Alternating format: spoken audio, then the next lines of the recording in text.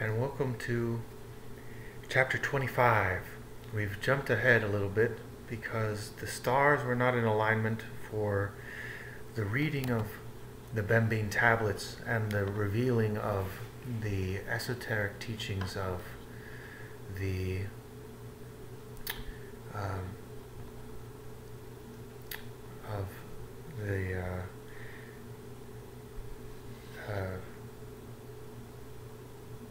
metaphor, the topological metaphor of the medium. It's a very important subject, but it is not one that can be easily understood. And so we're going to take our time and return to that one next week. First, in order to understand the energies involved, we are going to study the tarot. And the Rider-Waite tarot deck is my deck of choice for clarity in symbolism. There are many beautiful tarot decks, and all of them are unique and interesting, but the Rider-Waite tarot deck simply was created by people who were in the Hermetic Order of the Golden Dawn, and they knew very well the inspirations of the cards. They knew very well the meanings of the cards and what they would do and what they would mean.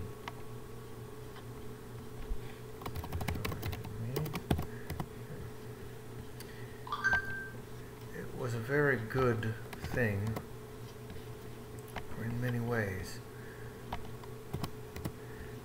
I am moving along now just to post this video around in various places so that people will see and they will share it. Maybe they'll enjoy it. I hope you enjoy it. Now I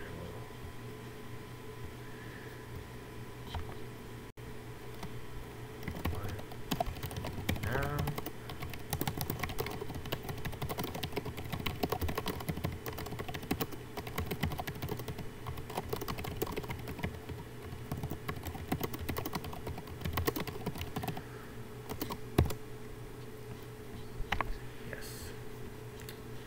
And so we will begin.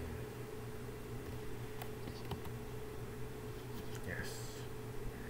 This will be a great time for us. A great day. And let me make sure that I switch it over to text this time. Let's see that I've on the wrong window there. But the Secret Teachings of All Ages, here we are. An analysis of tarot cards. So before we begin, we must sanctify our space.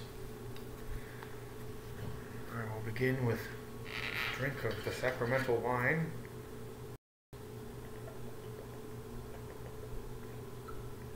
Which is not a jug of full-strength wine as it may appear. It is, in fact, merely grape juice and water.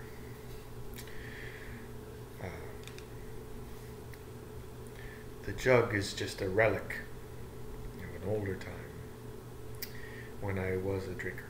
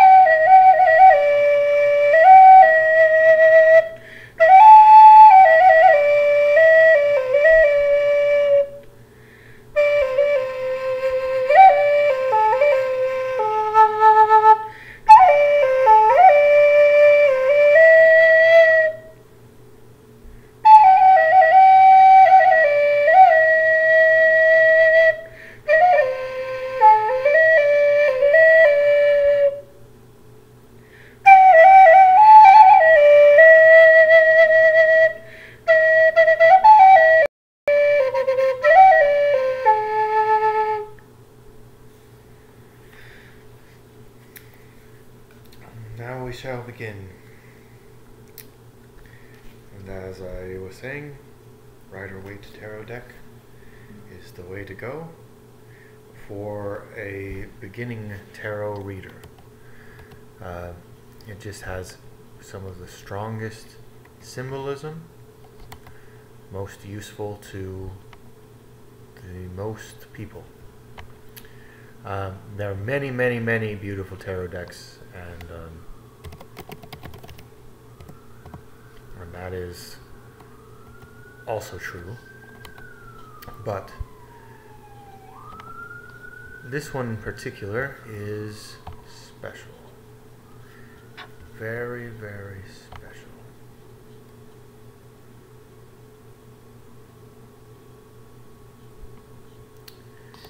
Okay.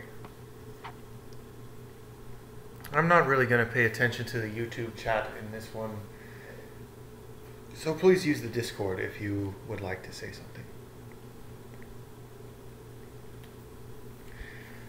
So we begin. Opinions of authorities differ widely concerning the origin of playing cards, the purpose for which they were intended, and the time of their introduction into Europe. In his researches into the history of playing cards, Samuel Weller Singer advances the opinion that cards reached southern Europe from India by way of Arabia.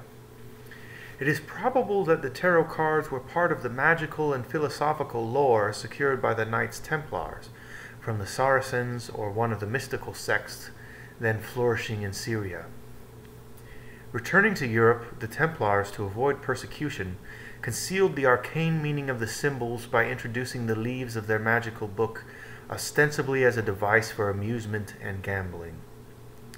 In support of this contention, Mrs. John King van Rensselaer writes that cards were brought home by the home-returning warriors, who imported many of the newly acquired customs and habits of the Orient to their own countries, seem to be a well-established fact.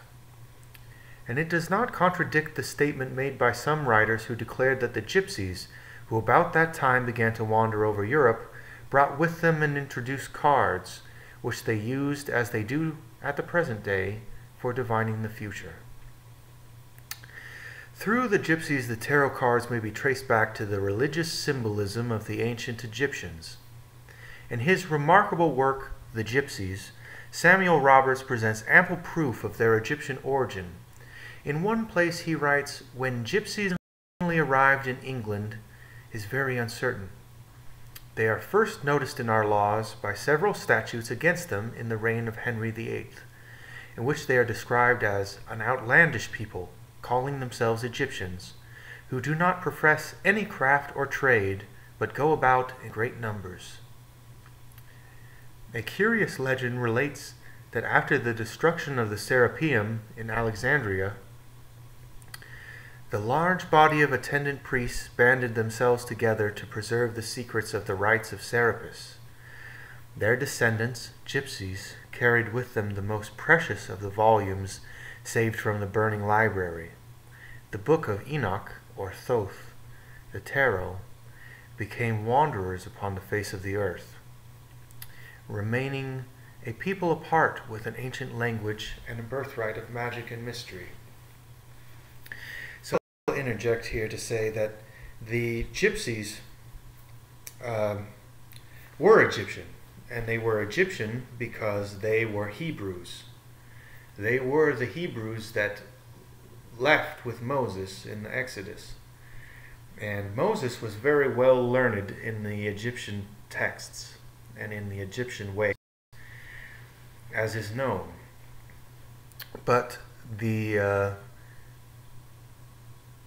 surprising thing here is that the gypsies are only one of the lost tribes, you could say, of the Israelites.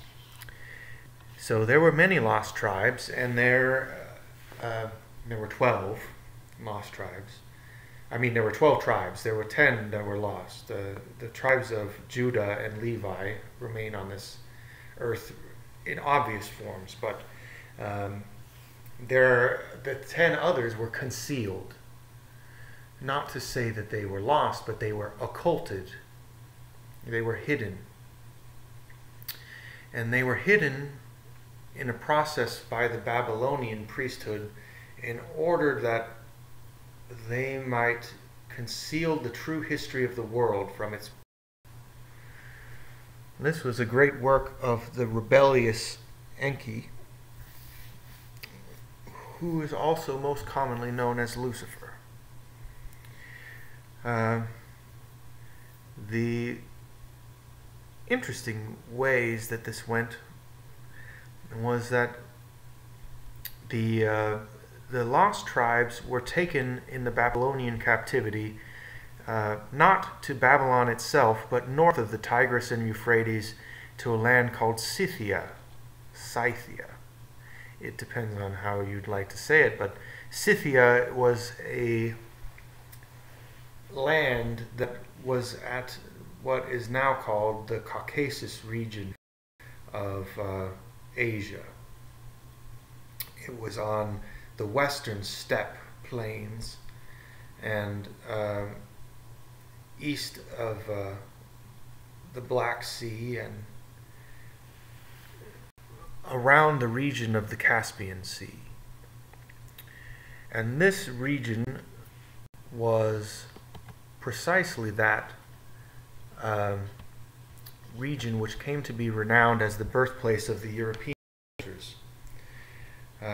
You will find much controversy in this, but if you look into the history of the Ashkenazi Jews of Europe, one will find that they were converts of Khazaria, a Mongolian Khanate which inherited Judaism from the Scythian traditions. The Scythian tribes were known to be nomadic tribes because they continued their wanderings after they were taken in captivity past Babylon to Scythia. And they moved west, and Scythia became the Saxa, or the Saxons. And they ended up moving to the land known as Angleland, because they were the Anglo-Saxons. Scythia is also the old root of the name Scot, as in Scotland. Scyth, Scythia, Scythia, Scotia. Scotia was the old name of Scotland. And these people, as they moved through the they retained the same names and used them over and over again. And so we see that, for example, the tribe of Dan settled in Denmark. But these Scythians settled in Saxony, and they settled in Scotia, Scythia. And these different tribes, these 10 lost tribes, became what we now know as the modern Europeans. They actually pushed out a race of darker-skinned but blue-eyed agrarian peoples that were well known to have mixed with the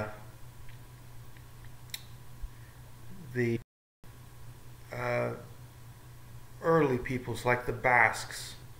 The Basques are one of the modern remnants. They were well known to have mixed with the Neanderthals, is what I mean. This is a very interesting migrational history that is not well understood by modern archaeologists because they greatly mistrust the biblical records. But if one uses the biblical records and the archaeological records, as I have done, having gone to university for archaeology studies and history studies, tracing the tribes of Israel is difficult but rewarding and it does have fruits. One sees that for example, the Gypsies are descendants of the tribe of Gad, and one finds many tribal peoples moving about the European lands after having moved west from the steppes, conquering in waves. And they became integrated in waves. And this happened over time, again and again, as waves lapping on the ocean wore away the rough stones of Europe, the rough Neanderthal people, and the dark-skinned, blue-eyed farmers, wore them away into the smooth river stones of the light-skinned, pale, fair-haired, blue-eyed Scandinavians, as well as the swarthier, dark, olive-skinned Mediterraneans. All their roots are the same in actuality, and they have more to do with latitude than they do with genes. But if one traces the haplogroup origins of their genetic code, one will find that there are distinct haplogroups that are centered around the Caucasus, for example R1b, that moved in a strong migrational pattern, and strong and obvious migrational pattern. And this is what ended up being the Europeans. And these were the Jews of the Old Testament. The time of the Old Testament, however, its years and datings were compressed by people who did not understand time very well. But the astrological signs in the Old Testament were preserved, and so one can use the astrology of the Old Testament, as I showed in my last lecture on the zodiac, to date various events in the Old Testament. And the majority of these important events happened about 12,000 years ago, which is the time of the ending of the civilization of Atlantis, which is what is now known as Egypt.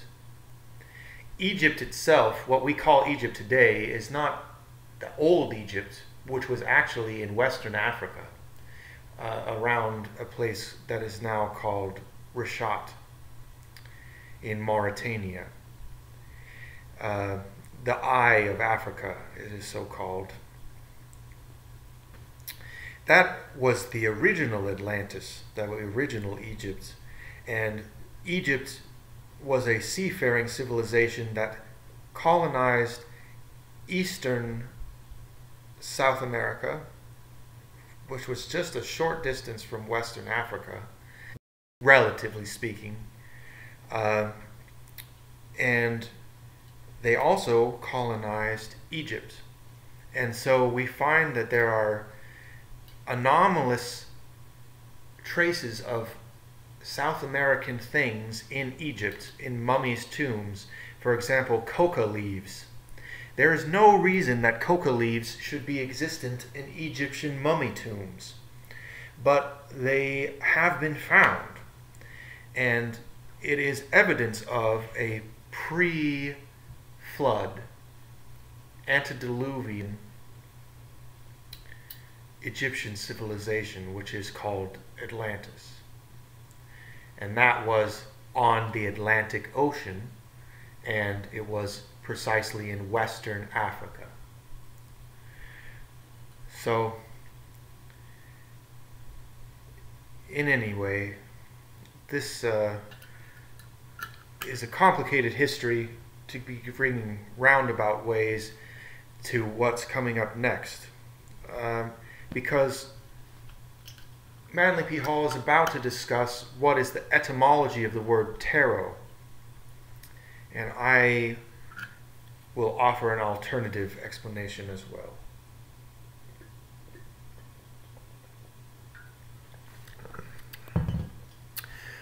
Coeur de Gibelin believed the word tarot itself to be derived from two Egyptian words, tar, meaning road, and ro, meaning royal. Thus, the tarot constitutes the royal road to wisdom. I will tell you a secret. The tarot is not itself a representation of the energies of the world. It is a mirror representation of the energies of the world. When one scries, one looks into a mirror. When one divines, one looks into a mirror. They're not looking at the world as it is, but a reversed image of the world. So the images in the tarot deck are not precisely the images of this world, but they are their mirror image. And by discerning their mirror forms, one will truly understand what the meanings of the tarot are. This is the mystery of the tarot that people so often misunderstand. For example, why the Death card is good and the Lover's card is bad. These are examples that have to do with the fact that the tarot is mirrored. And if one mirrors the name of the tarot and takes on yourself the convention of using the silent T, the tarot is a mirror of the Torah. And what is the Torah? It is precisely the great book. It is the Bible. The Torah is the living scripture, and the tarot is its reflection. And the tarot is a living deck of cards, of energies that shift and move. And that is why it is such a powerful divination tool, because all of the images of the Torah are reflected in the tarot. But in the tarot, one can see how they move and interact with the changes of time.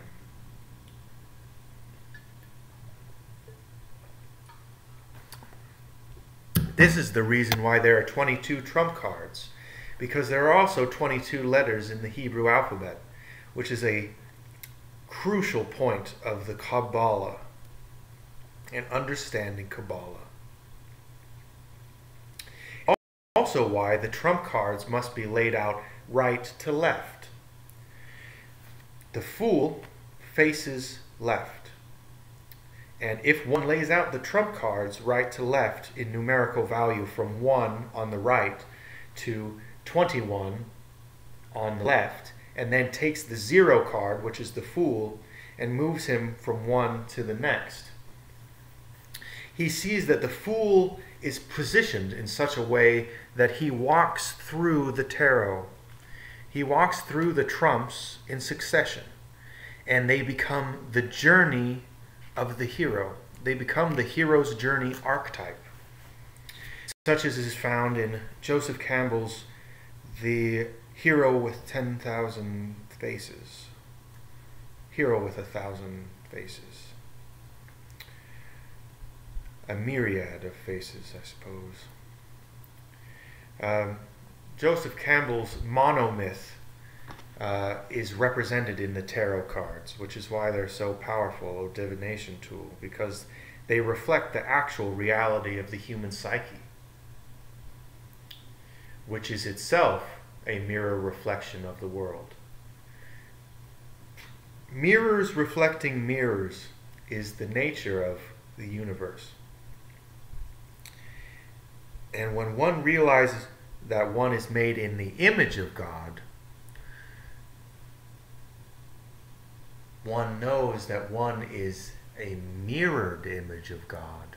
So God is good and man is evil, as it is said in the Kybalion. This is said this way because man is the mirrored image of God. And if you look into the mirror, you will behold God in your own reflection.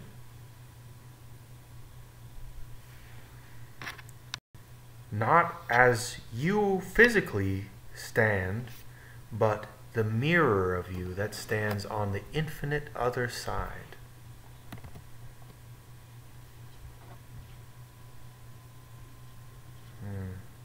I see that Yoramashi is telling me that my audio is breaking up every so often. My internet here has been quite disappointing. And I will need to get I share internet with my building, but I'll need to get private internet in order to continue doing this properly, because it has ruined several of my lectures, and I cannot afford that any longer. In any case,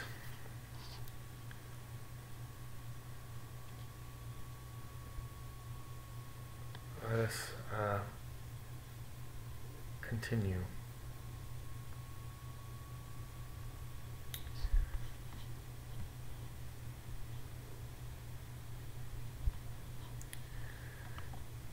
Cooch live stream. I'm just checking the YouTube chat to make sure to see if people are able to see or not.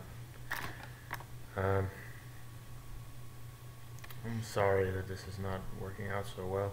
I hope I don't have to do these again, but maybe it would be a good thing to do them again. Practice makes perfect. Oh, so we see. Thus the tarot constitutes the royal road to wisdom, the fool walking through the path. See Le Monde Primitif. In his History of Magic, P. Christian, the mouthpiece of a certain French secret society, who I'm sure we're familiar with, presents a fantastic account of a purported initiation into the Egyptian mysteries, wherein the 22 major tarots assume the proportions of trestle boards of immense size and line a great gallery. Stopping before each card in turn, the initiator describes its symbolism to the candidate. Edouard Schur, whose source of information was similar to that of Christian's, hints at the ceremony in his chapter on initiation into the Hermetic mysteries. See the great initiates. While the Egyptians may well have employed the tarot cards in their rituals, these French mystics present no evidence other than their own assertions to support this theory. The validity also of the so-called Egyptian tarots now in circulation has never been satisfactorily established. The drawings are not only quite modern, but the symbolism itself savors of French rather than Egyptian influence. The tarot, or Torah, mirrored, is undoubtedly a vital element in Rosicrucian symbolism, possibly the very book of universal knowledge which the members of the order claimed to possess. The Rota Mundi is a term frequently occurring in the early manifestos of the Fraternity of the Rose Cross. The word Rota, by a rearrangement of its letters, becomes tarot without the final T, but the final T reflects the reversible nature of tarot Torah. So there are many, many layered meanings, as you can see. The ancient name of these mysterious cards. W.F.C. Wigston has discovered evidence that Sir Francis Bacon employed the tarot symbolism in his ciphers. The numbers 21, 56, and 78, which are all directly related to the divisions of the tarot deck, are frequently involved in Bacon's cryptograms. In the great Shakespearean folio of 1623, the Christian name of Lord Bacon appears 21 times on page 56 of the Histories. So it is seen that he knows the 21 trumps and the 56 cards of the minor trump. 21 major trumps, 21 major arcana, 56 minor arcana. Many symbols appearing upon the tarot cards have definite Masonic interest. The Pythagorean numerologist will also find an important relationship to exist between the numbers on the cards and the designs accompanying the numbers. The Kabbalist will be immediately impressed by the significant sequence of the cards, and the alchemist will discover certain emblems meaningless save to one reversed in the divine chemistry of transmutation and regeneration. As the Greeks placed the letters of their alphabet with their corresponding numbers upon the various parts of the body of their humanly represented logos, so the tarot cards have an analogy not only in the parts and members of the universe, but also in the divisions of the human body. They are in fact the key to the magical constitution of man.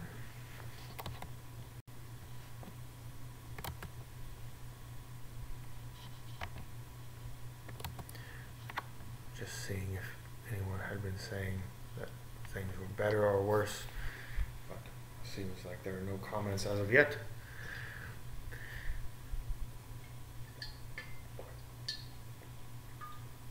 The tarot cards must first be considered as separate and complete hieroglyphs, each representing a distinct principle, law, power, or element in nature. Secondly, they must be seen in relation to each other, as the effect of one agent operating upon another. And three, they must be seen as vowels and consonants of a philosophic alphabet. The laws governing all phenomena are represented by the symbols upon the tarot cards, whose numerical values are equal to the numerical equivalents of the phenomena. As every structure consists of certain elemental parts, so the tarot cards represent the components of the structure of philosophy. Irrespective of the science or philosophy with which the student is working, the tarot cards with the essential constituents of his subject, each card thus being related to a specific part according to mathematical and philosophical laws. An imprisoned person, writes Eliphas Levi of the Levite tribe, one might note, the priesthood, with no other book than the tarot, the Torah, if he knew how to use it, could in a few years acquire universal knowledge and would be able to speak on all subjects with unequaled learning and inexhaustible eloquence, as Jesus Christ did. He learned the Torah and then he spoke with inexhaustible eloquence. See Eliphas Levi's Transcendental Magic. The diverse opinions of eminent authorities on the tarot symbolism are quite irreconcilable. The conclusions of the scholarly Court de Gibelin and the bizarre Grand État, the first authorities on the subject, not only are at radical variance, but both are equally discredited by Levi, whose arrangement of the tarot trumps was rejected in turn by Arthur Edward Waite and Paul Case as being an effort to mislead students. The followers of Levi, especially Papists, Christian, Westcott, and Schur, are regarded by the Reformed Taroists as honest but benighted individuals who wandered in darkness, lack of Pamela Coleman Smith's new deck of tarot cards with revisions by Mr. Waite. Now I will shed some light and enlightenment upon you about this. The tarot cards and the explanations thereof, no one can give them to you. They can attempt to. They can give you some explanations, as we'll soon see here. We'll go through the major arcana. But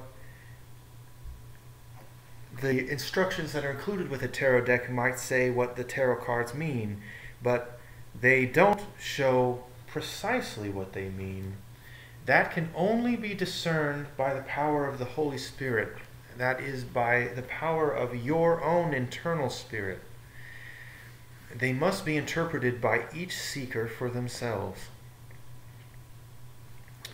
And that means they can mean a great deal of different things to different people. And they can mean a great deal of different things in different subjects. so we see that these beautiful, beautiful, beautiful cards are widely disagreed on by all of academics who arrange them differently. But they arrange them differently only because they saw them from different viewpoints. The elements of the cards were the same, no matter who they were from. And so they may have arranged them differently, but their arrangements were made of the same elements.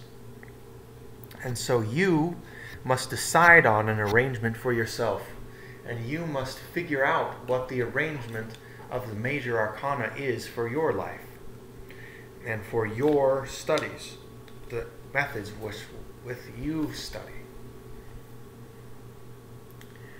And this is how a man with no other book than the tarot could acquire universal knowledge. If you study the tarot and the energies of each card, the information within each card and what it symbolizes, you will be able to understand all of the forces of the universe as they are in work. In the words of Hermes Trismegistus, as he speaks to Asclepius, he says, "Do you not know, Asclepius, that all of the energies of the cosmos are present here in Egypt?" And where is Egypt? Egypt is a metaphysical land. Not actually the physical Egypt. That is only one Egypt. Egypt can be seen as the entire planet of the earth. And in fact was done so for a long period of time. The pharaohs reigned for, if you believe their mythological history, thousands of years at a time. These pharaohs were not living humans, but spiritual ascended masters.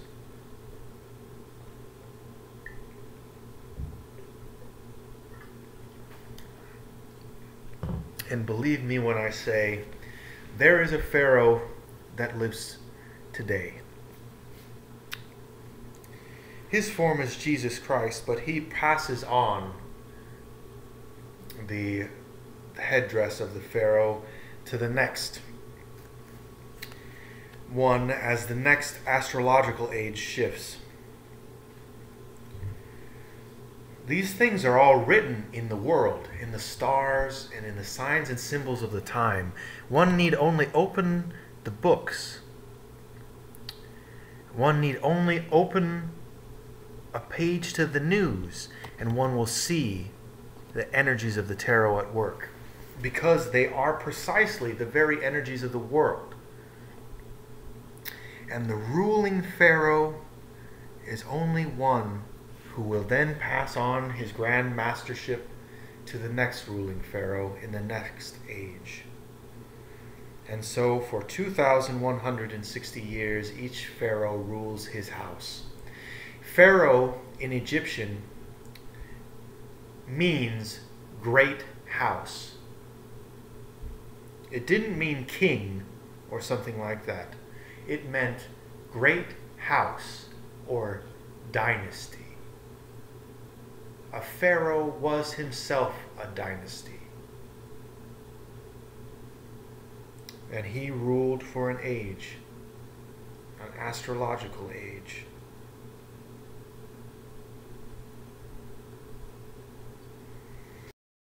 Soon there will be a new astrological age as the old one passes on. But this I give to you before the passing on of this old astrological age, so that you may be prepared for the beginning of the new age. A new house, a new pharaoh will rise. The current rulers of the world will be overthrown, and the red shields, those who fly the red star of David as their sign, the Rothschilds, will be overthrown, and they will be replaced by another family.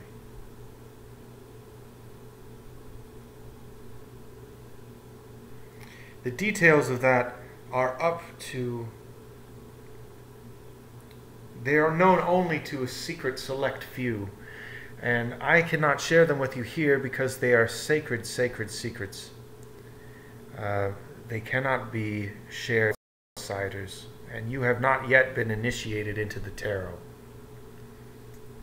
Once you have played through a whole game of tarot, you become an initiate. A whole game of tarot may take as long as 2,160 years. It takes as long as it takes to finish. There is no beginning or end. There is only the sequence. One must pass through the cards in sequence until the end is reached. There is no choice. There is no going backwards. There is no starting anew without first finishing the cycle. And so the Fool arrives at the final arcana trump, the world. He conquers the world, the Fool finally conquering the world, and then he returns to zero and is reset. Begins anew. Zero, the Fool. The cycle begins anew, and the Fool begins at zero and becomes the magician once more. This is vital, vital information that many, many people do not understand. So, I hope that you will appreciate the sharing of it. Now, I will continue with Manly P. Hall's interpretation, now that I've gotten some of my own additions out of the way. So, Mr. Hall continues. Most writers on the tarot, Mr. Waite a notable exception, have proceeded upon the hypothesis that the 22 major trumps represent the letters of the Hebrew alphabet. This supposition is based upon nothing more substantial than the coincidence that both consist of 22 parts. I disagree, and I think that it is based on something very substantial, but I think that Manly P. Hall also seeks to mislead his students here. That Postal, St. Martin, and Levi all wrote books divided into sections corresponding to the major tarots is an interesting sidelight on the subject. The major trump cards portray incidents from the book of Revelation, and the Apocalypse of St. John is also divided into 22 chapters. Assuming the Kabbalah to hold the solution to the tarot riddle, seekers have often ignored other possible lines of research. The task, however, of discovering the proper relationship sustained by the tarot trumps to the Hebrew letters, or to the letters of the Hebrew alphabet and the paths of wisdom, thus far has not been met with any great measure of success.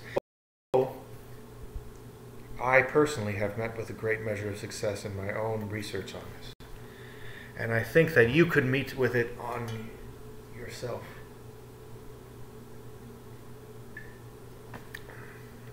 And let me say to you that if you have questions on what one of the major trump card means, consult the Book of Revelations. What does Revelation mean? It is the book of revealing. And what is the tarot? It is the mirror of the Torah. What is the revealing? The revealing is the revealing of the true meanings of the Torah.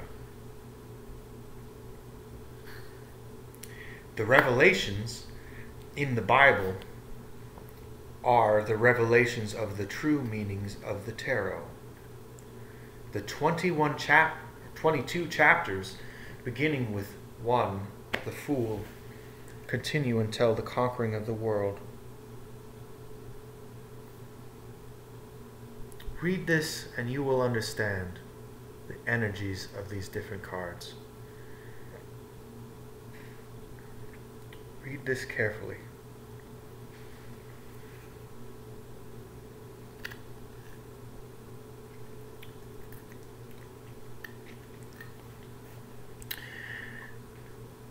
Let us see this picture. Early Portuguese cards from Chatos, Origin and History of Playing Cards. In writing of the deck from which the 4 cavaliers, jacks, here reproduced were taken, William Andrew Chatto notes some of the specimens of Portuguese cards given in the Jeu de cartes, Tarot et de cartes numéroles have very much the appearance of having been originally suggested by, if not copied from, an Oriental type, more especially in the suits of Denari and Bastani, money and clubs, or, as I say today, coins or pentagrams, and it's cups is money, and clubs is pentagrams.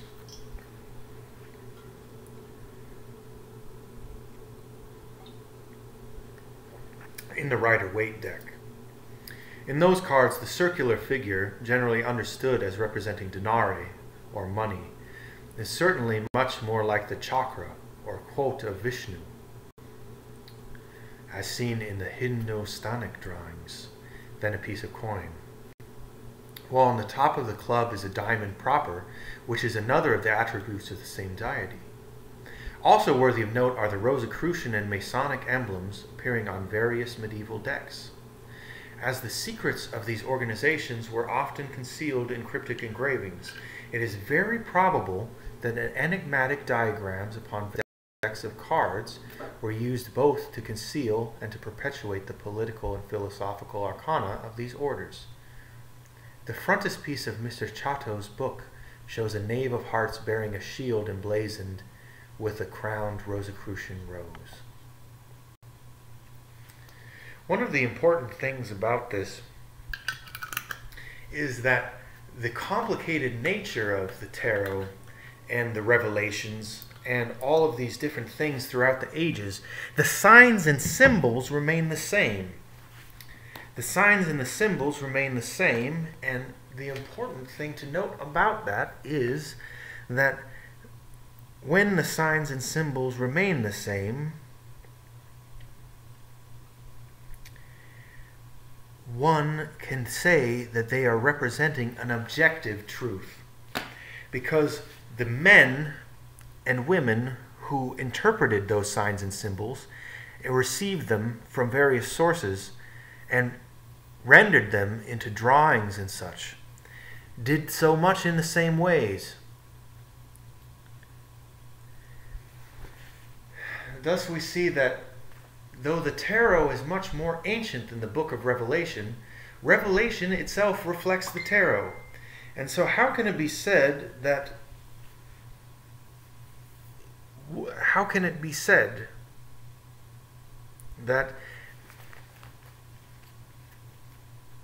this was the work of men? If you think it was the work of men, so easily done, that a secret society transferred all of these things through the ages. Play a game of telephone with little children. But if you believe, as I do, that the Torah is a living book, a living reality that can be referenced at any time by any person by only consulting the heart.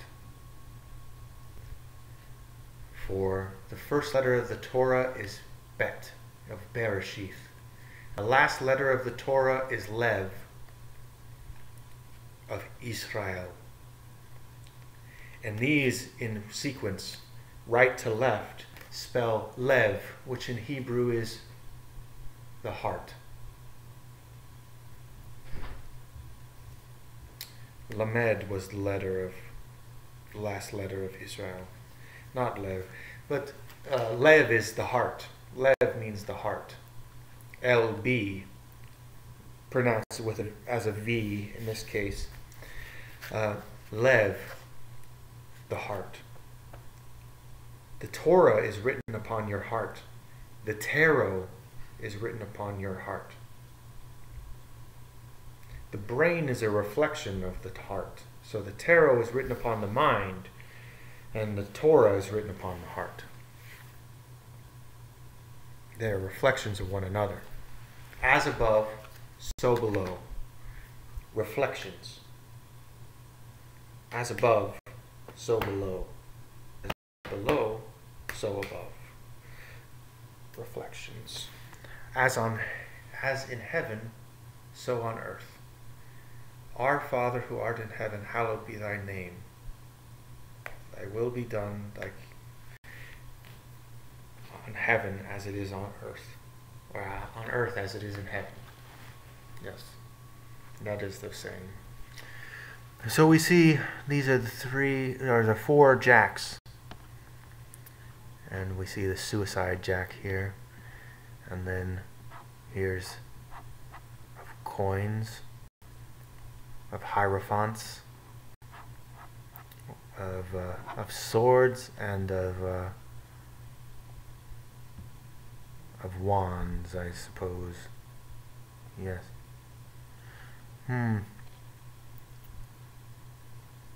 Is that so? Clubs. Clubs. Swords. Diamonds. Denarii. And cups. So the priesthood. The merchants. The farmers. And the kings. The military men. The major trumps of the tarot and the 22 letters of the Hebrew alphabet cannot be synchronized without first fixing the correct place of the unnumbered or zero card. Lamat, the fool. Levi places this card between the 20th and 21st tarots, assigning to it the Hebrew letter Shin. The same order is followed by Papus, Christian, and Waite. The last, however, declaring this arrangement to be incorrect. Westcott makes the zero card the 22nd of the major tarot major trumps. On the other hand, both Coeur de Gobelin and Paul Case place the unnumbered card before the first numbered cards of the major trumps. For if the natural order of the numbers, according to either the Pythagorean or the Kabbalistic system, be adhered to, the zero card must naturally precede the number 1. I agree very strongly with this, but I also agree that the zero card also goes at the end. This is known in wisdom of the tarot deck, in which the fool is trumped by the magician, the lowest of the trumps. But the fool also itself trumps the world. The fool conquers the world. The magician conquers the fool.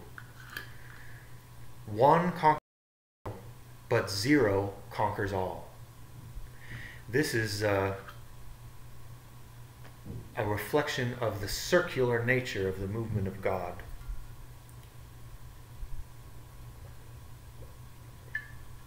If one recalls an earlier lecture, it is said that the nature of God is circular by Pythagoras. This does not dispose of the problem, however, for efforts to assign a Hebrew letter to each tarot trump in sequence produce an effect far from convincing.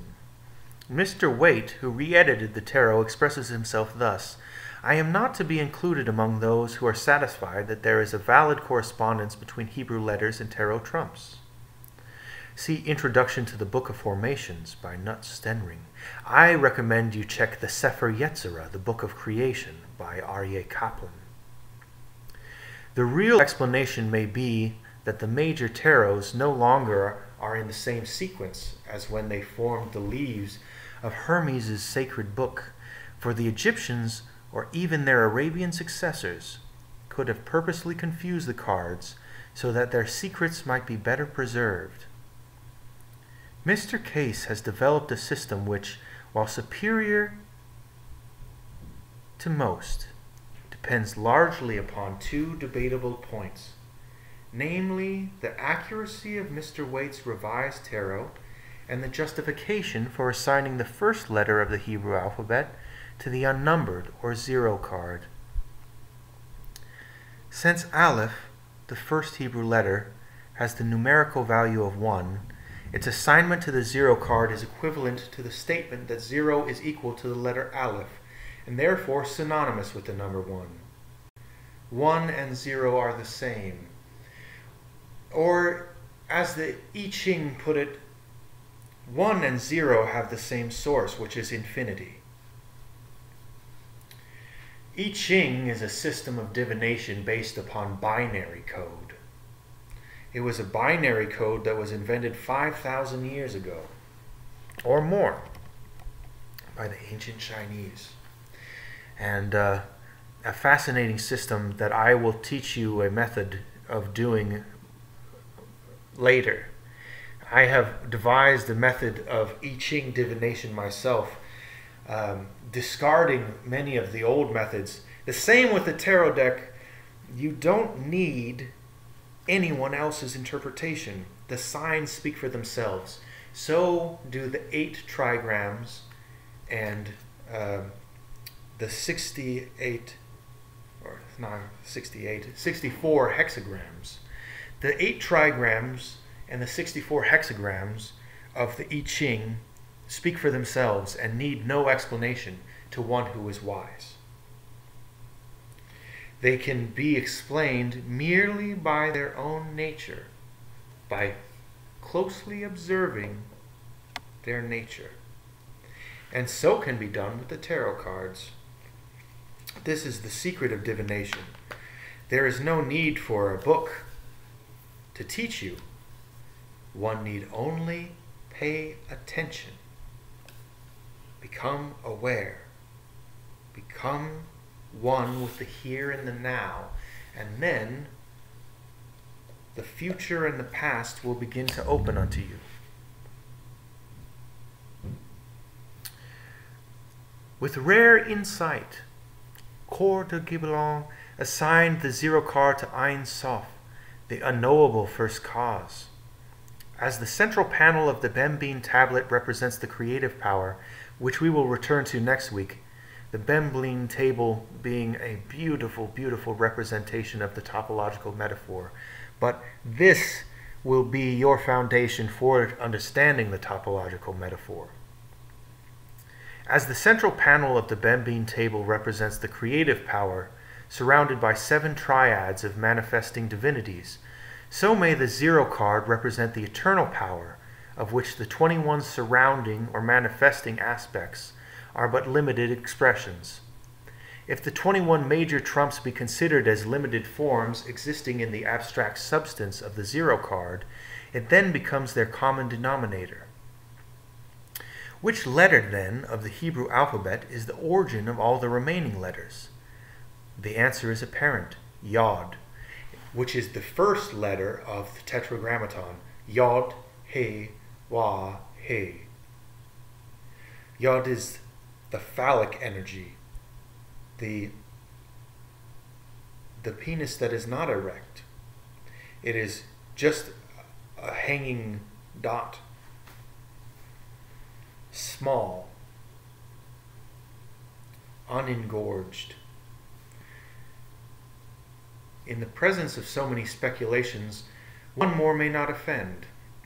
The 0 card, Lamat, the Fool, has been likened to the material universe because the mortal sphere is the world of unreality, and only a fool believes it is true. A wise man knows he is a fool, and a fool believes himself wise. The lower universe, like the mortal body of man, is but a garment, a motley costume, well likened to cap and bells. Beneath the garments of the fool is the divine substance, however of which the jester is but a shadow. This world is a Mardi Gras, a pageantry of divine sparks masked in the garb of fools.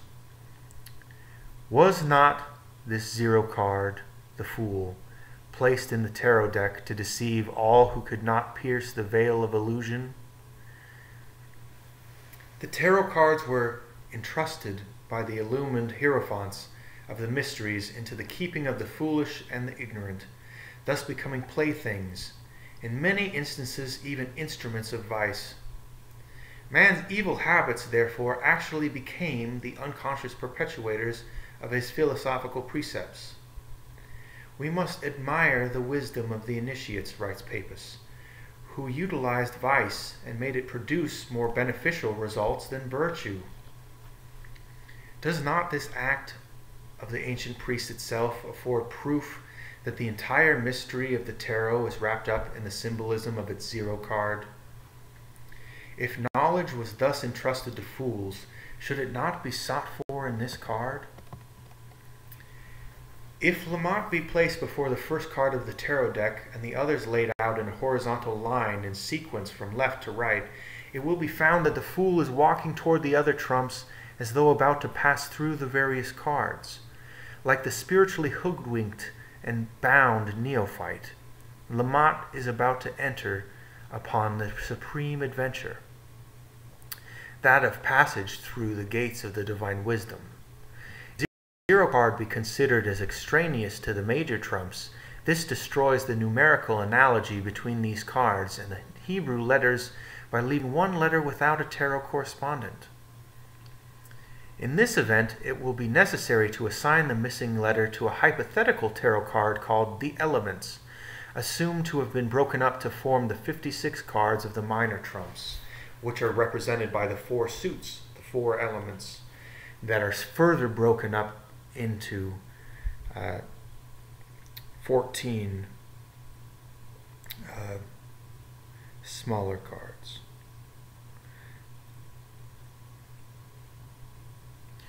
It is possible that each of the major trumps may be subject to a similar division. The first numbered major trump card is called Le Bateleur, the juggler.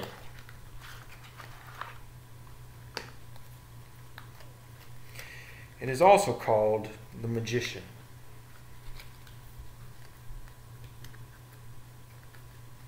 And here we have the magician.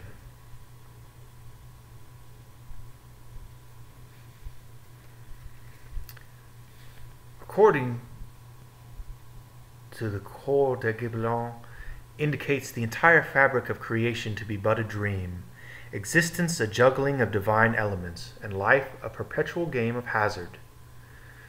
The seeming miracles of nature are but feats of cosmic legerdemain. Man is like the little ball in the hands of the juggler, who waves his wand and presto, the ball vanishes. The world looking on does not realize that the vanished article is still cleverly concealed by the juggler in the hollow of his hand. This is also the adept who Omar Khayyam calls the master of the show. His message is that the wise direct the phenomena of nature and are never deceived thereby. The magician stands behind a table on which are spread out a number of objects, prominent among them a cup, the Holy Grail, and the cup placed by Joseph in Benjamin's sack, a coin, the tribute money and the wages, the tribute money of Abraham to Melchizedek, or Hermes Trismegistus, and the wages of a master builder, Hiram Abiff, and a sword, that of Goliath, and also the mystic blade of the philosopher, which divides the false from the true, also known as Occam's razor. The magician's hat is in the form of the cosmic lemniscate, signifying the first motion of creation. His right hand points to the earth, his left hand holds aloft the rod of Jacob, and also the staff that budded, the human spine crowned with the globe of creative intelligence. In the pseudo-Egyptian tarot, the magician wears a uraeus, golden band around his forehead, which is a halo, as one can see. The infinity symbol is used here. The halo is an infinity. The table before him is in the form of a perfect cube, and his girdle is the serpent of eternity devouring its own tail.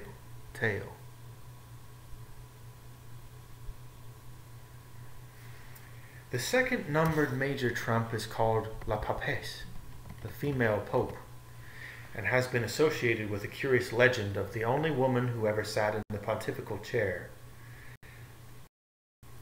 It's also called the High Priestess. Pope Joan is supposed to have accomplished this by masquerading in malt attire, and was stoned to death when her subterfuge was discovered.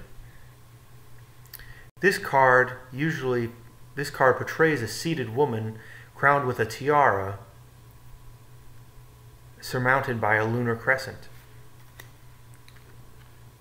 In her lap is the Torah, as you can see written on this card, or Book of the Law, usually partly closed, and in her left hand are the keys to the secret doctrine, one gold and the other silver. Behind her rise two pillars, Jachin and Boaz, with a multicolored veil stretched between. Her throne stands upon a checkerboard floor. It means checkerboard here, but yes. A figure called Juno is occasionally substituted for La Papesse, like the female hierophant of the Mysteries of the Bible. This symbolic figure personifies the Shekinah, or divine wisdom. In the pseudo-Egyptian tarot, the priestess is veiled, a reminder that the full countenanced truth is not revealed to uninitiated man, such as the veil covers Isis. A veil also covers one half of her book, thus intimating that but one half of the mystery of being can be comprehended. That is, one can only perceive one half of the mirror at a time.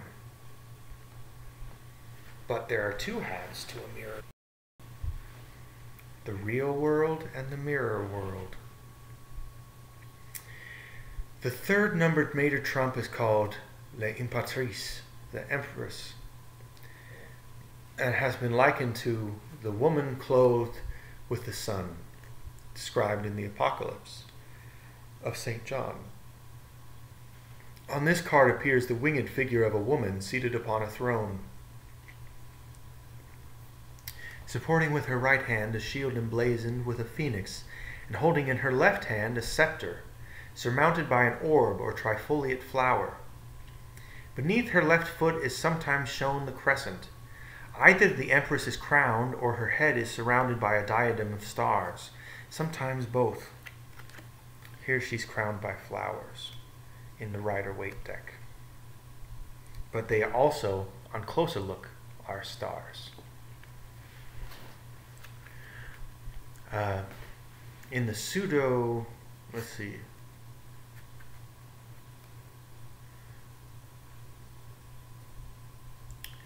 Sometimes both. She is called Generation and represents the threefold spiritual world, which is why she's represented by the number 3, out of which proceeds the fourfold stars.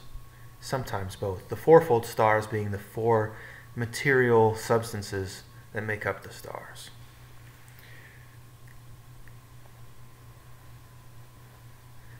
The fourfold material world. To the graduate of the College of the Mysteries, she is the alma mater, out of whose body the initiate has been born again. In the pseudo-Egyptian tarot, the Empress is shown seated upon a cube filled with eyes, and a bird is balanced upon the forefinger of her left hand. The upper part of her body is surrounded by a radiant golden nimbus, being emblematic of the power from which emanates the entire tangible universe. L'Impératrice is frequently symbolized as pregnant, as Isis is often symbolized as pregnant. The fourth numbered major trump is called L'Empereur, the ruler of the world, which is why it's numbered 4 for the 4 elements. And by its numerical value is directly associated with the great deity revered by the Pythagoreans under the form of the tetrad.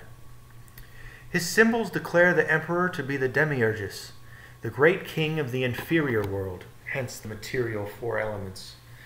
The emperor is dressed in armor, and his throne is a cube stone, upon which a phoenix is also clearly visible. The king has his legs crossed in a most significant manner, and carries either a scepter surmounted by an orb or a scepter in his right hand and an orb in his left. The orb itself is evidence that he is supreme ruler of the world. Upon his right and left breasts, respectively, appear the symbols of the sun and moon, which in symbolism are referred to as the eyes of the great king. The position of the body and legs form the symbol of sulfur, the sign of the ancient alchemical monarch. In the Pseudo-Egyptian tarot, the figure is in profile. He wears a Masonic apron, and the skirt forms right-angled triangle.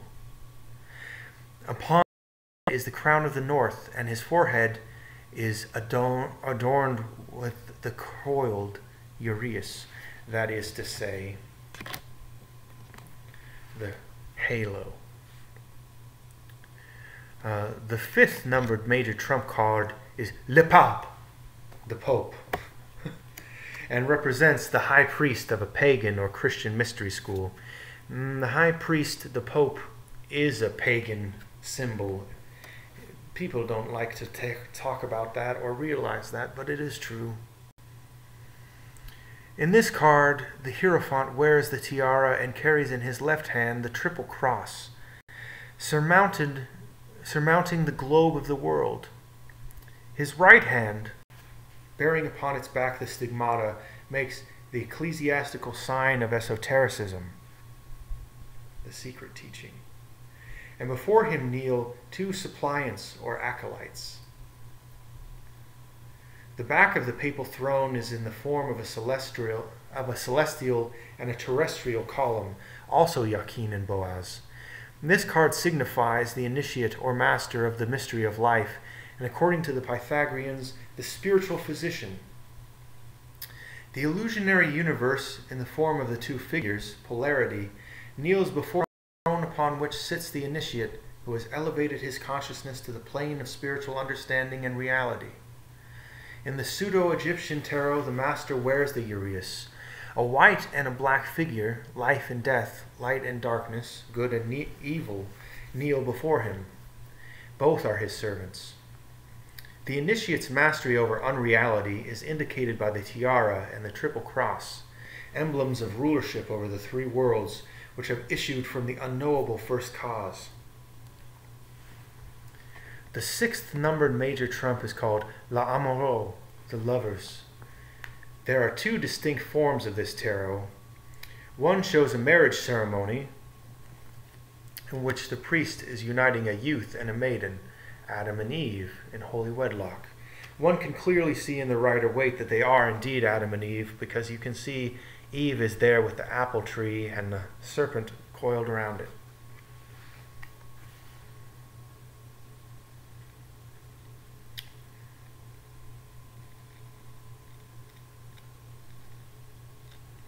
One of these figures, sometimes a winged figure, transfixes the lovers with his dart. Sometimes not. As in this case, not. The second form of the card portrays a youth with a female figure on either side. One of these figures wears a golden crown and is winged, while the other is attired in the flowing robes of the Bacchante, and on her head is a wreath of vine leaves. The maidens represent the twofold soul of man, spiritual and animal. The first his guardian angel, and the second his ever-present demon. The youth stands at the beginning of mature life, the parting of the ways, where he must choose between virtue and vice, the eternal and temporal. Above, in a halo of light, is the genius of fate, his star, mistaken for Cupid by the uninformed. If youth chooses unwisely, the arrow of blindfolded fate will transfix him. In the Pseudo-Egyptian tarot, the arrow of genius points directly to the figure of vice, thereby signifying that the end of her path is destruction. This card reminds man that the price of free will, or more correctly, the power of choice, is responsibility. The seventh major trump is called Le Chariot, the chariot. and portrays a victorious warrior crowned and riding in a chariot drawn by black and white sphinxes or horses.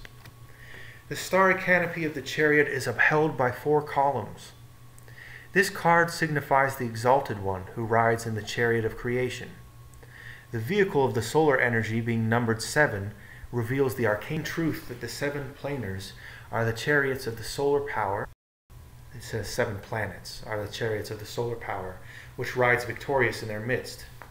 The 4 columns supporting the canopy represent the 4 mighty ones who uphold the worlds represented by the star-strewn drapery. The figure carries the scepter of the solar energy, and its shoulders are ornamented with lunar crescents, the Urim and Thummim. The sphinxes drawing the chariot represent the secret and unknown power by which the victorious ruler is moved continuously through the various parts of his universe. In certain tarot decks, the victor signifies the regenerated man, for the body of the chariot is a cubic stone. The man in armor is not standing in the chariot, but is rising out of the cube, thus typifying the ascension of the 3 out of the 4. The turning upward of the flap of the master mason's apron. In the pseudo-Egyptian tarot, the warrior carries the curved sword of Luna, is bearded to signify maturity, and wears the collar of the planetary orbits. His scepter, emblematic of the threefold universe, is crowned with a square upon which is a circle surmounted by a triangle.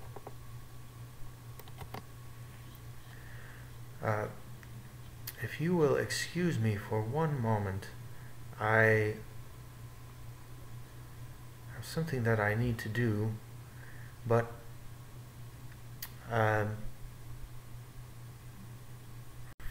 feel free to reflect on this and ask any questions in the chat, and I'll check the chat in just a moment.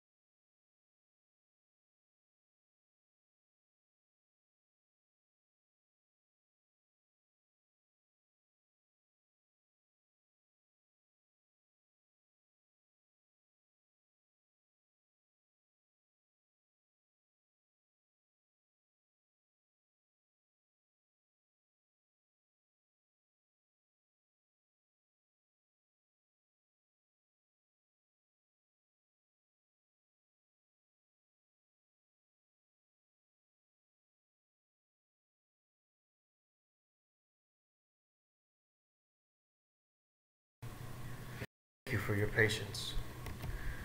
Let me see if anything was said in the chat. It doesn't appear so, but it seems like people are still watching, so I guess that's good. Thank you for joining me. Okay. So the Chariot is a very interesting card because it is precisely the symbol of the pyramid, as we discussed in my lecture on the pyramids. It is the 3 rising from the 4. The turning up the flap of the mason's apron, or the structure of the pyramid, the 3-sided triangles rising from the 4-sided base.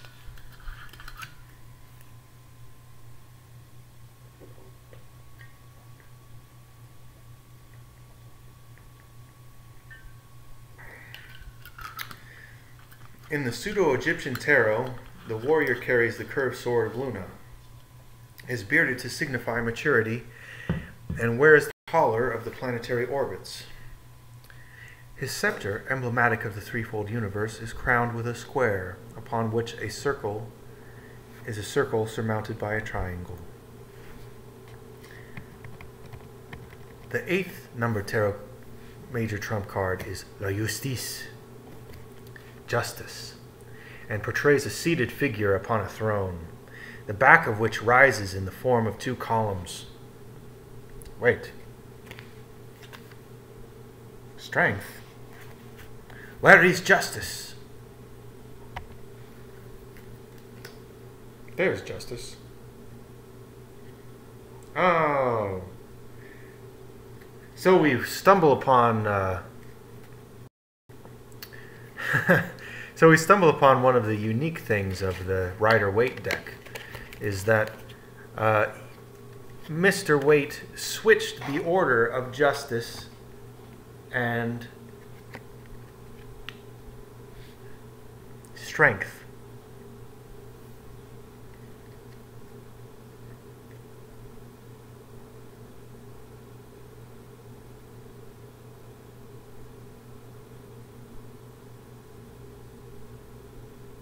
Yes.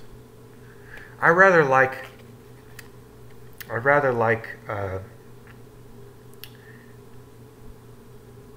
Mr. Waite's ordering, because the ordering that he has it in goes justice, the hanged man, death.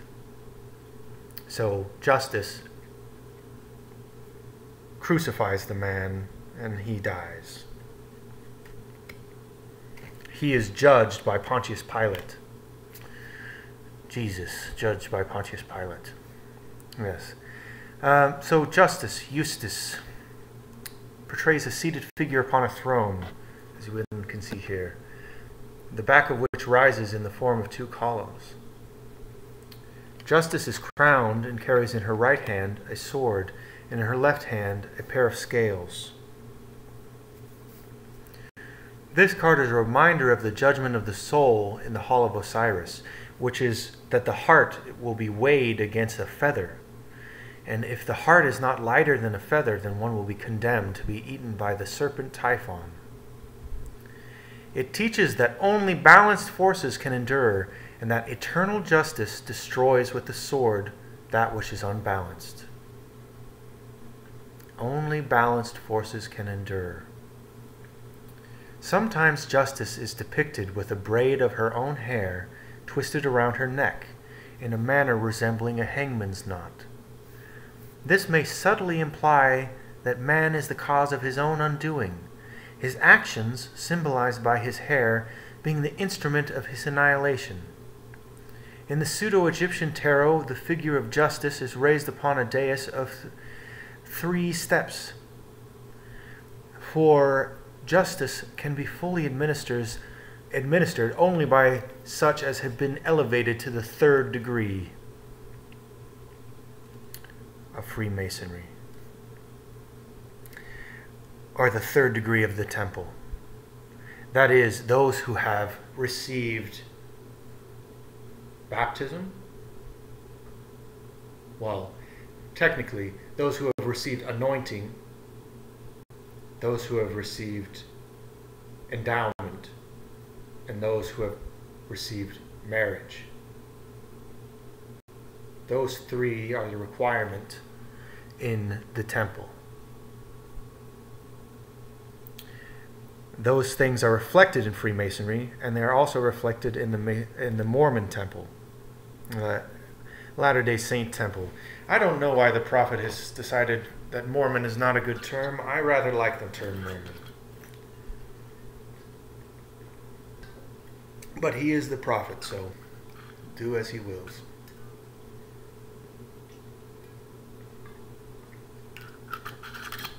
In any case, continuing.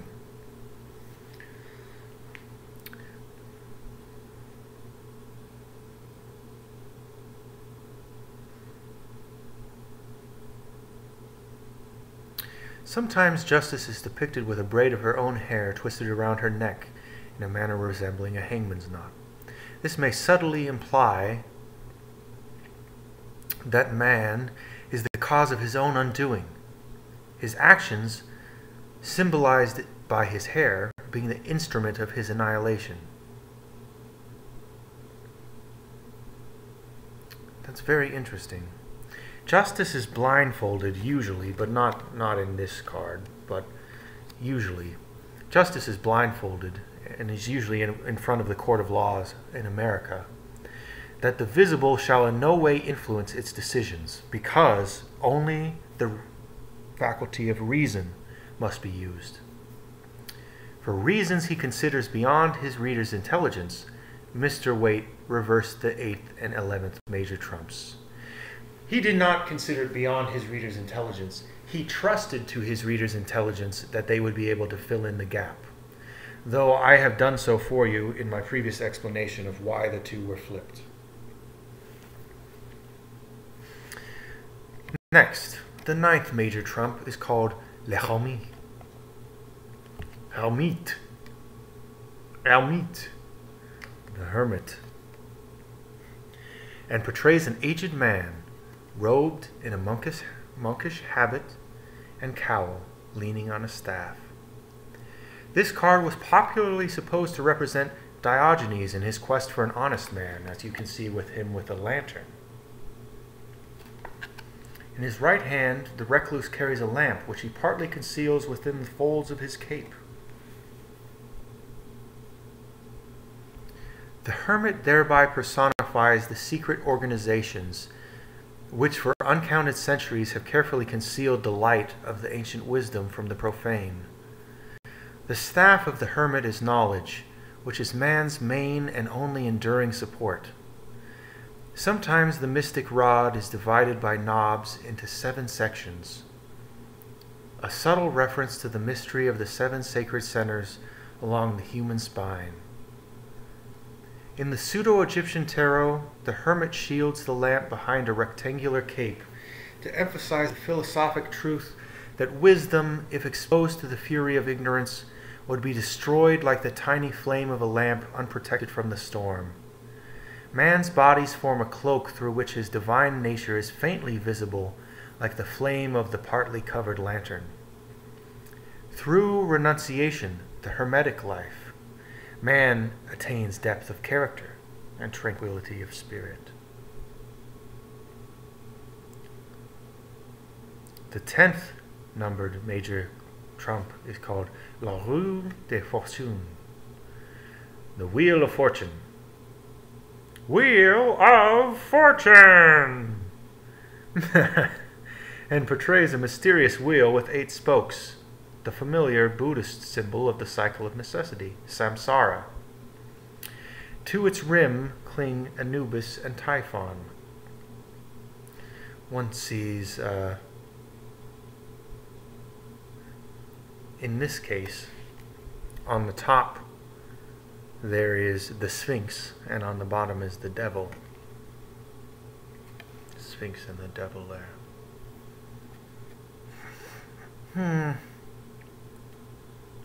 The principles of good and evil.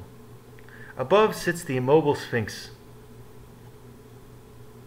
Oh, so this snake is Typhon, I suppose. Then where is Anubis? I suppose that he is the jackal head here.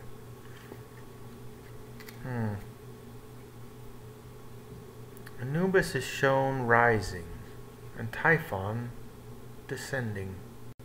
Yes, Typhon descends, Anubis rises.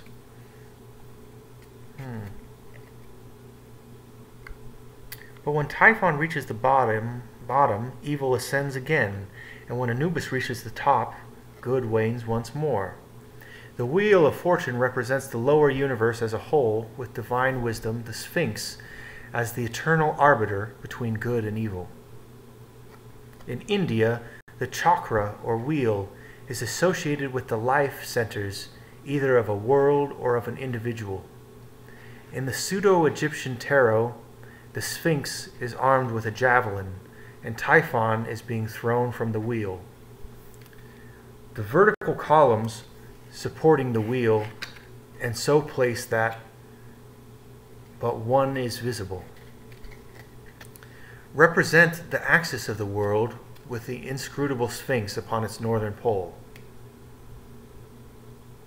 Sometimes the wheel with its support is in a boat upon the water, and water is the ocean of illusion, which is the sole foundation of the cycle of necessity.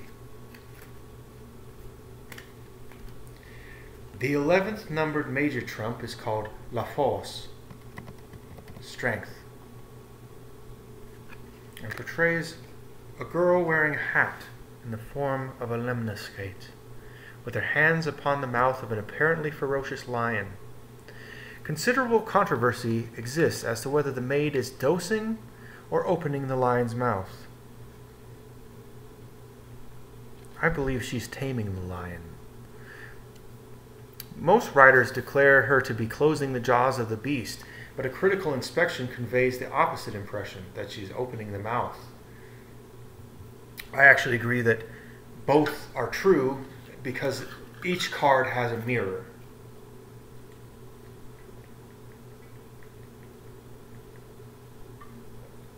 An inverted form. The young woman symbolizes spiritual strength, and the lion either the animal world which the girl is mastering or the secret wisdom over which she is mistress. The lion also signifies the summer solstice, and the girl Virgo, for when the sun enters this constellation, the virgin robs the lion of his strength. King Solomon's throne was ornamented with lions, and he himself was likened to the king of beasts, with the key of wisdom between its teeth. In this, the girl may be opening the lion's mouth to find the key contained therein, for courage is a prerequisite to the attainment of knowledge. In the pseudo-Egyptian tarot, the symbolism is the same, except that the maiden is represented as a priestess wearing an elaborate crown in the form of a bird surmounted by serpents and an ibis. The 12th numbered major trump is called Le Pendu, the Hanged Man. This is Odin hanging from the tree of life. And as one knows from our earlier lecture, the Druids would place one tree on top of another in the shape of a T. This is also one of the forms of the traditional cross, not necessarily having a jutting part at the top, but just being a T shape that Christ was crucified on. Christ was hanged on a cross. You see, this man was not hanged by the neck, but instead hung by his foot, as Odin was, in order that he might have the mysteries of the runes. He plucked out his own eye.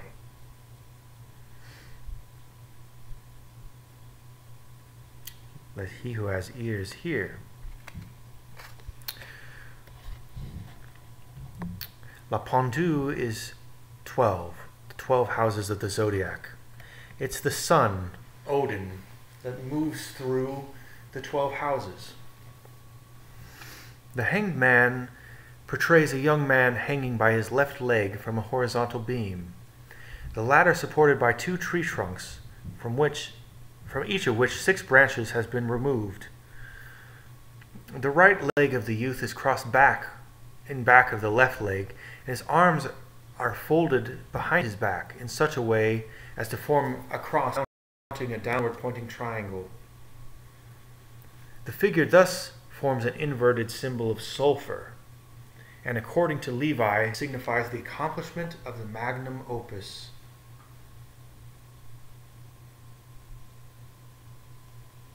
Yes.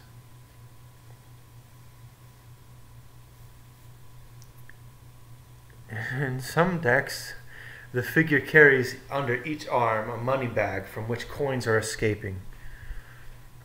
Popular traditions associates this card with Judas Iscariot, who is said to have gone forth and hanged himself, the money bags representing the payment he received for his crime.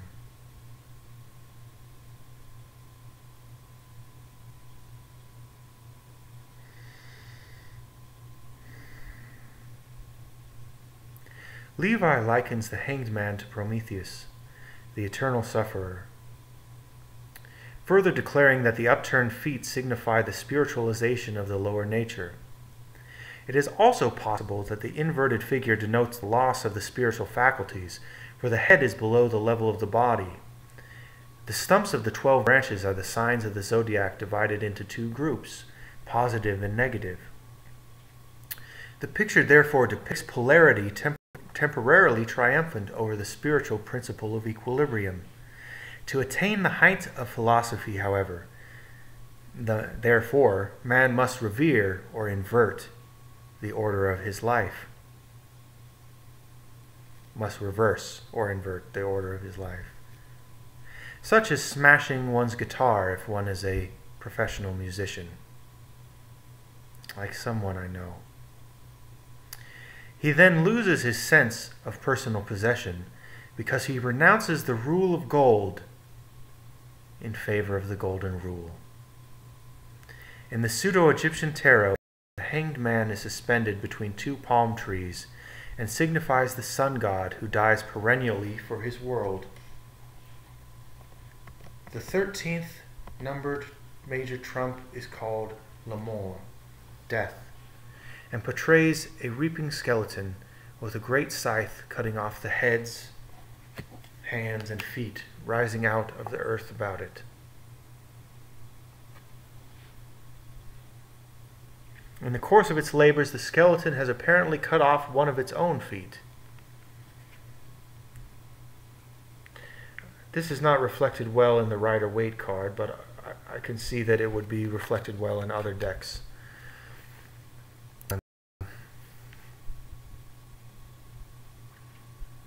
Not all tarot decks show this peculiarity, but this point well emphasizes the philosophic truth that unbalance and destructiveness are synonymous. Unbalance and destructiveness are synonymous. The skeleton is the proper emblem of the first and supreme deity because it is the foundation of the body, as the absolute is the foundation of creation. The reaping skeleton physically signifies death, but philosophically, that irresistible impulse in nature which causes every being to be ultimately absorbed into the divine condition in which it existed before the illusionary universe has been manifested, that is what it represents philosophically. The blade of the scythe is the moon with its crystallizing power. The field in which death reaps is the universe, and the card discloses that all things growing out of the earth shall be cut down and return to earth again. Kings, queens, courtesans, and knaves are like to death, the master of the visible and apparent parts of all creatures. In some tarot decks, death is symbolized as a figure in armor mounted on a white horse, which tramples underfoot old and young alike, as it is in the Rider-Waite deck. In the pseudo-Egyptian tarot, a rainbow is seen behind the figure of death, thus signifying that the mortality of the body of itself achieves the immortality of the spirit. Death, though it destroys form, can never destroy life, which continually renews itself.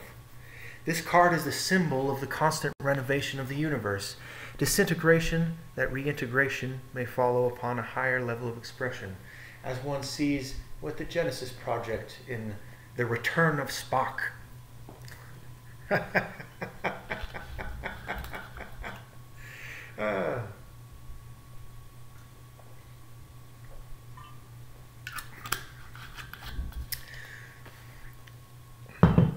The 14th numbered major trump is called La Temperance, temperance, and portrays an angelic figure with a sun upon her forehead.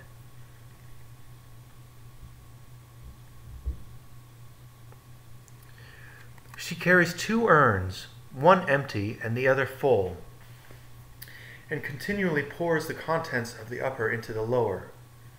In some tarot decks, the flowing water takes the form of the symbol of Aquarius. Not one drop, however, of the living water is lost in this endless transference between the superior vessel and the inferior. I have only recently learned the name of temperance. And it begins with a K. That's just a hint. Not one drop, however, of the living water is lost in this endless transference between the superior vessel and the inferior.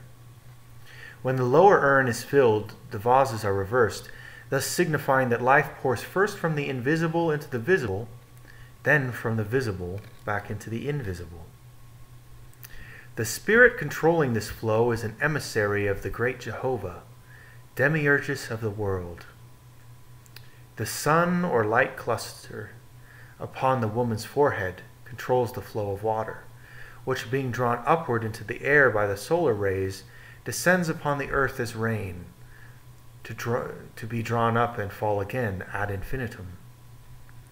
Herein is also shown the passage of the human life forces back and forth between positive and negative poles of the creative system.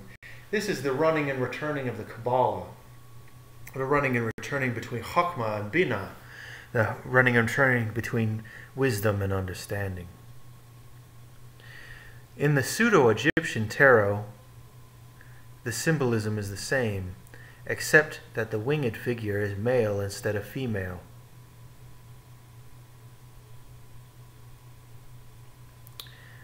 It is surrounded by a polar nimbus and pours water from a golden urn into a silver one, typifying the descent of celestial forces into the sublunary spheres. It is amazing that... So, Chokmah, wisdom, is the positive, the good, and Binah, understanding, is the negative pole, the evil. But it's not that understanding is bad, but that when one moves toward the negative pole, one comes to understand. One comes to understand why people would do such things. One comes to understand what drives people to such lengths, such stresses. But when one lives in wisdom, one lives in good. But when one arrives at too much wisdom, too much good, then he lacks understanding and is called back in return to begin understanding those who he sees as being less wise. And then, in gaining understanding, he swings back to the opposite direction until, immersed in understanding, he seems to have lost all wisdom. This is a great mystery, but this is the running and returning that is the continual back and forth motion of both the descending lightning bolt and the ascending ladder of Jacob.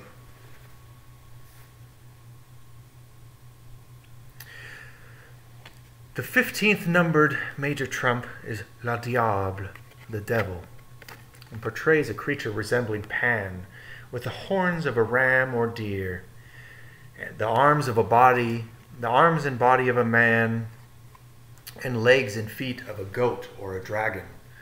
The figure stands upon a cubic stone, the black stone of Saturn, to a ring in the front of which are chained two satyrs. For a scepter, this so-called demon carries a lighted torch or candle, and the entire figure is symbolic of the magic powers of the astral light or universal mirror, in which the divine forces are reflected in the inverted or infernal state. The demon is winged like a bar, showing that it pertains to the nocturnal or shadow inferior sphere. The animal natures of man, in the form of a male and female elemental, are chained to its footstool. The torch is the false light which guides unillumined souls to their own undoing. In the pseudo-Egyptian tarot appears Typhon, a winged creature composed of a hog, a man, a bat, a crocodile, and a hippopotamus. He is not shown in this one, but one can see that Adam and Eve are enslaved at the base of the devil.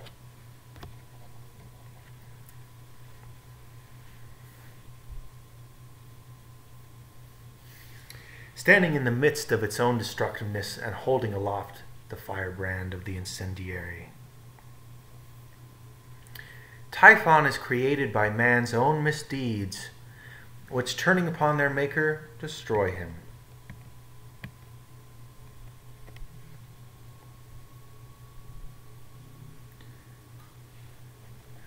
Let me check momentarily just to see how things are doing in the various places. They seem to be doing well. Looks like we have some more viewers. Thank you for joining us. The 16th numbered major trump is called Le Feu du Ciel, the fire of heaven. Le Feu du Ciel, also called the tower, and portrays a tower, the battlements of which in the form of a crown are being destroyed by a bolt of lightning issuing from the sun. The crown, being considerably smaller than the tower which it surmounts, possibly indicates that its destruction resulted from its insufficiency. It is precisely the Tower of Babel, or Babel, and it is precisely the division of that which is unified. And so it represents divorce, for example.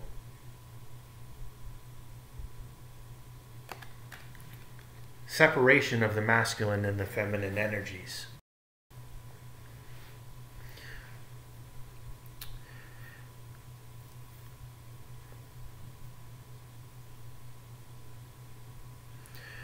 The lightning bolt sometimes takes the form of the zodiacal sign of Scorpio, and the tower may be considered a phallic emblem. Scorpio, you see, is the tempter, the serpent that strikes the phallic emblem and is the root of cause of divorce, the destruction of most marriages. The tower is the married couple. Together they build the tower, and then the sun throwing down a lightning bolt. Zeus, Jesus throws his lightning bolt and strikes down the lovers from the top of the tower, and they fall back into the material world.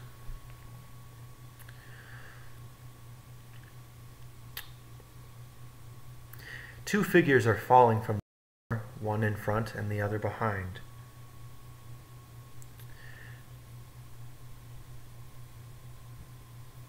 This tarot card is popularly associated with the traditional fall of man. The divine nature of humanity is depicted as a tower. It's the Tower of Babel. When his crown is destroyed, man falls into the lower world and takes upon himself the illusion of materiality. Here also is a key to the mystery of sex. The tower is supposedly filled with gold coins, which showering out in great numbers from the rent made by the lightning bolt, suggesting potential powers of generation. The great wealth is concealed within the lingam. In the Pseudo-Egyptian tarot, the tower is a pyramid, its apex shattered by a lightning bolt. Here is a reference to the missing capstone of the universal house, in support of Levi's contention that this card is connected with the Hebrew letter Ayin. The failing figure in the foreground is similar in general appearance to the 16th letter of the Hebrew alphabet.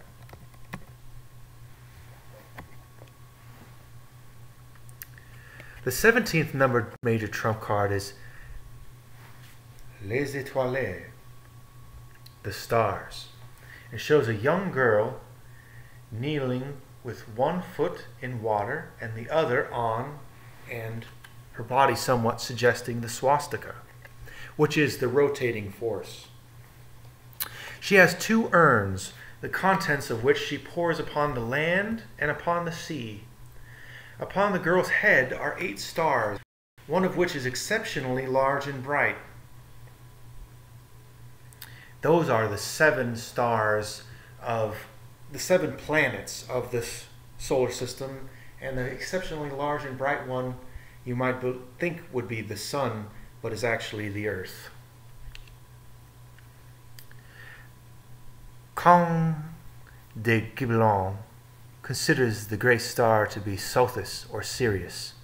This is also true. There are 8 stars in the constellation of Orion. Let's see, there are 7. There's 2, 3 in the belt, and 8 is the star Sirius. The star Sirius, Kolob, is the seat of God, and it is the seat of the celestial empire from which God rules. He who has ears, let him hear. These are the temple secrets of the LDS faith. And I will not reveal too much here, but suffice to say that these are sacred secrets. The other 7 are the sacred planets of the ancients. He believes the female figure to be Isis, in the act of causing the inundations of the Nile, which accompanied the rising of the dog star, which is Sirius. And dog in Hebrew is Caleb. And Joseph Smith said that God came to earth from a star called Kolob. And people say he was not a prophet. Foolishness.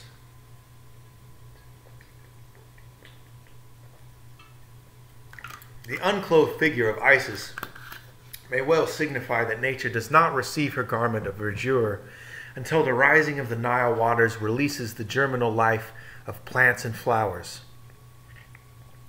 The bush and bird, or butterfly, signify the growth and resurrection which accompany the rising of the waters. In the pseudo-Egyptian tarot, the great star contains a diamond composed of a black and white triangle, and the flowering bush is a tall plant with a trifoliate head upon which a butterfly alights. Here Isis is in the form of an upright triangle, and the vases have become shallow cups. The elements of water and earth under her feet represent the opposites of nature, sharing impartially in the divine abundance. The 18th numbered trump card is called La Lune, the moon, and portrays Luna rising between 2 towers, one light and the other dark.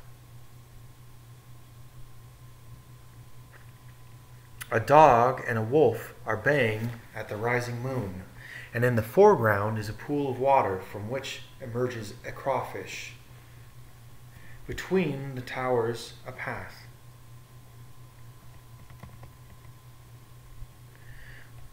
Between the towers, a path winds, vanishing in the extreme background. Coeur de Gibelin sees in this card another reference to the rising of the Nile and states on the authority of Pausanias that Egyptians believed the inundations of the Nile to result from the tears of the moon goddess, which falling into the river swelled its flow. It is important to note that it was also the heliacal rising of Sirius, which denoted the flooding of the river Nile. The flooding of the river Nile. These tears are seen dropping from the lunar face. Coeur de Gibelin also relates the towers to the pillars of Hercules, beyond which, according to the Egyptians, the luminaries never passed. He notes also that the Egyptians represented the tropics as dogs, who as faithful doorkeepers prevented the sun and moon from penetrating too near the poles. The crab or crawfish signifies the retrograde motion of the moon. That is Cancer, which is the turning point. That is the retrograde motion.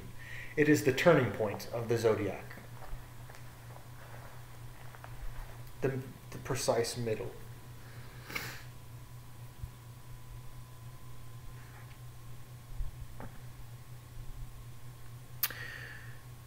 So, let us take a look at this picture. A card from the Montaigne pack, from Taylor's The History of Playing Cards. Among the more curious examples are those from the Montaigne deck. In 1820, a perfect deck of 50 cards brought the then amazing price of £80. The 50 subjects composing the Montaigne deck, each of which is represented by an appropriate figure, are 1. A beggar, 2. A page, a goldsmith, a merchant, a gentleman, a knight, the doge, a king, an emperor, the pope, Calliope, Urania, Terpsichore, Erato, Polyhymnia, Thalia, Melpomene, Euterpe, Clio, Apollo, grammar, logic, rhetoric, geometry, arithmetic, music, poetry, philosophy, astrology, theology, astronomy, chronology, cosmogony, temperance, prudence, fortitude, justice, charity, fortitude, again, apparently. That's weird. Faith, the moon, Mercury, Venus, the Sun, Mars, Jupiter, Saturn, and the eighth sphere, which is Sirius, or the Earth. 49 is the primum mobile. Primum mobile. 50 is the first cause. Ein Sof. The Kabbalistic significance of these cards is apparent, and it is possible that they have a direct analogy to the 50 gates of light referred to in Kabbalistic writings. This appears to be arithmetic, the 25th card.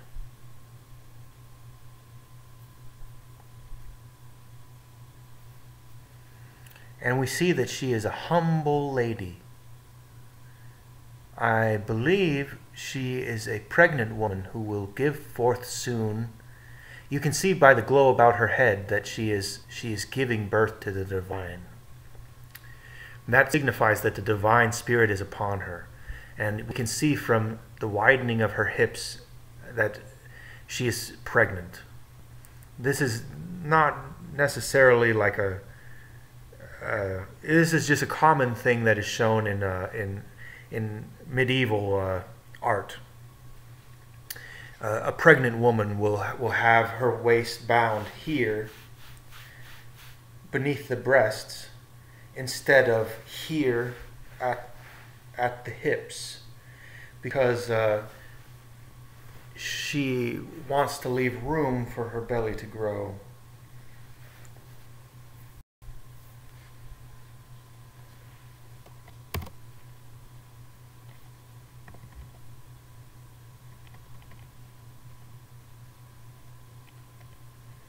So, let's see. The 18th card, the moon. Is that the card we were on?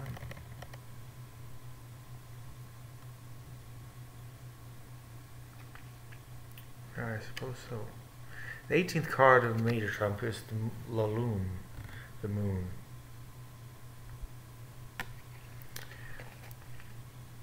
And portrays Luna rising between two towers, one light and the other dark. Joaquin and Boaz. A dog and a wolf are baying the moon. One is domesticated and the other is wild. And in the foreground is a pool of water from which emerges a crawfish. Between the towers a path winds, vanishing in the extreme background. We covered this before, but I'm just covering it again. Coeur de Gibelin sees in this card another reference to the rising of the Nile and states on the authority of Pausanias that the Egyptians believed the inundations of the Nile to result from the tears of the moon. Coeur de Gibelin also relates the towers to the pillars of Hercules, beyond which, according to the Egyptians, the luminaries never passed, for they were forbidden to after the fall of Atlantis, which was past the pillars of Hercules.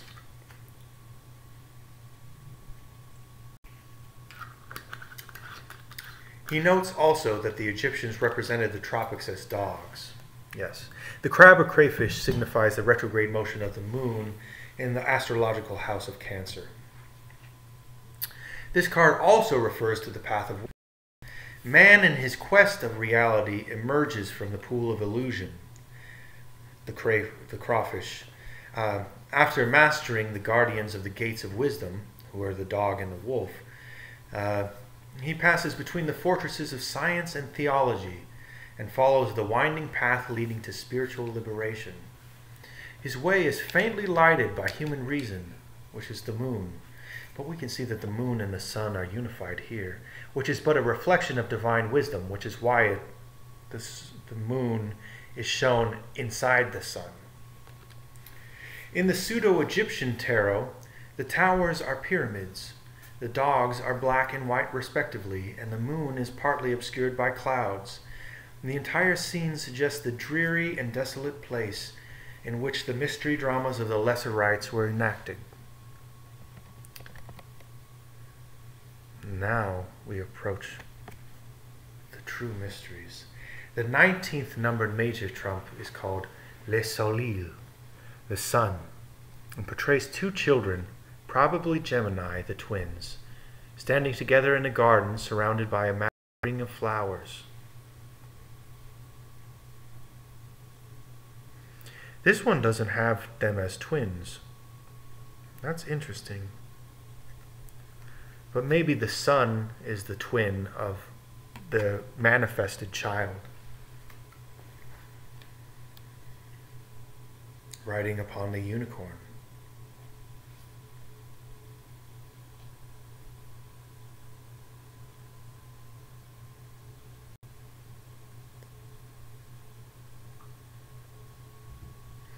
One of these children should be shown as male and the other female. In this case, the male is the sun and the female is the child that manifests on the earth. Behind them is a brick wall apparently enclosing the garden. Above the wall, the sun is rising, its rays alternately straight and curved. 13 teardrops are falling from the solar face Levi, seeing in the two children faith and reason, which must coexist as long as the temporal universe endures. Writes, human equilibrium. So, 13 drops, Levi writes, Eliphas Levi writes, human equilibrium requires 2 feet. The worlds gravitate by means of 2 forces. Generation needs 2 sexes. Such is the meaning of the Arcanum of Solomon, represented by the 2 pillars of the temple, Yakin and Boaz. See Transcendental Magic. The sun of truth is shining into the garden of the world, over which these 2 children, as personifications of eternal powers, reside. The harmony of the world depends upon the coordination of 2 qualities, symbolized throughout the ages as the mind and the heart. In the pseudo-Egyptian tarot, the children give place to a youth and a maiden. Above them, in a solar nimbus, is the phallic emblem of generation, a line piercing a circle. Gemini is ruled by Mercury, and the 2 children personify the serpents entwined around the caduceus.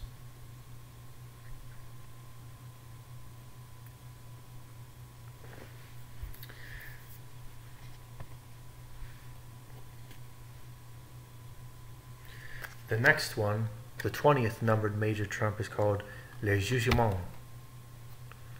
the judgment, and portrays 3 figures rising apparently from their tombs, though but one coffin is visible. Above them, in a blaze of glory, is a winged figure, presumably the angel Gabriel, blowing a trumpet.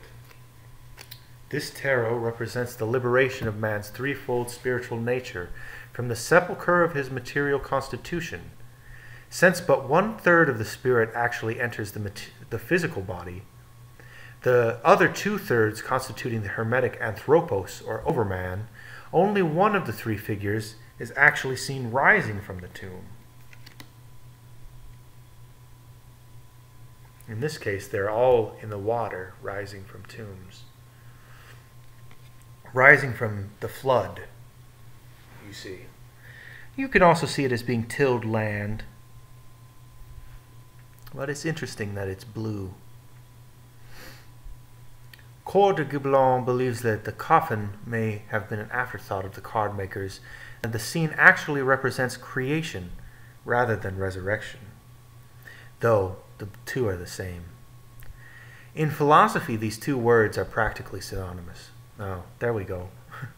The blast of the trumpet represents the creative word, Yahweh, by the intoning of which man is liberated from his terrestrial limitations. In the Pseudo-Egyptian tarot, it is evident that the three figures signify the parts of a single being, for three mummies are shown emerging from one mummy case. The 21st numbered major trump is called Le Monde, the world, and portrays a female figure draped with a scarf, which the wind blows into the form of the Hebrew letter Kaf. Her extended hands, each of which holds a wand, and her left leg, which crosses behind the right, cause the figure to assume the form of the alchemical symbol of sulfur. The central figure is surrounded by a wreath in the form of a Vesica Piscis, which Levi likens to the Kabbalistic crown Kether. The cherubim of Ezekiel's vision occupy the corners of the card. This tarot is called the microcosm and the macrocosm because in it are summed up every agency contributing to the structure of creation. The figure in the form of the emblem of sulfur represents the divine fire in the heart of the great mystery. The wreath is nature, which surrounds the fiery center. The cherubim represent the elements, worlds, forces, and planes issuing out of the divine fiery center of life. The wreath signifies the crown of the initiate, which is given to those who master the four guardians and enter into the presence of the unveiled truth. In the Pseudo-Egyptian tarot, the cherubim surround a wreath composed of 12 trifoliate flowers, the decanates of the zodiac. A human figure kneels below this wreath, playing upon a harp of 3 strings, for the spirit must create harmony in the triple constitution of its inferior nature before it can gain for itself the solar crown of immortality. The 4 suits of the minor trump are considered as analogous to the 4 elements, the 4 corners of creation, and the 4 worlds of Kabbalism. The key to the lesser tarots is presumably the Tetragrammaton, or the 4-letter name of Jehovah, which is made up of only 3 letters, but one of them repeats, so there are 4 total. The 4 suits of the minor trumps represent also the major divisions of society. Cups are the priesthood, swords are the military, coins are the tradesmen, and rods are the farming class. From this standpoint of what Coeur de Gibelin calls political geography, cups represent the northern country, swords the Orient, coins the Occident, and rods the southern countries. The 10 pip cards of each suit represent the nations composing each of these grand divisions. The kings are their governments, the queens their religions, the knights their histories and national characteristics, the pages their arts and sciences. Elaborate treatises have been written concerning the use of the tarot cards in divination. But as this practice is contrary to the primary purpose of the tarot, no profit can result from its discussion.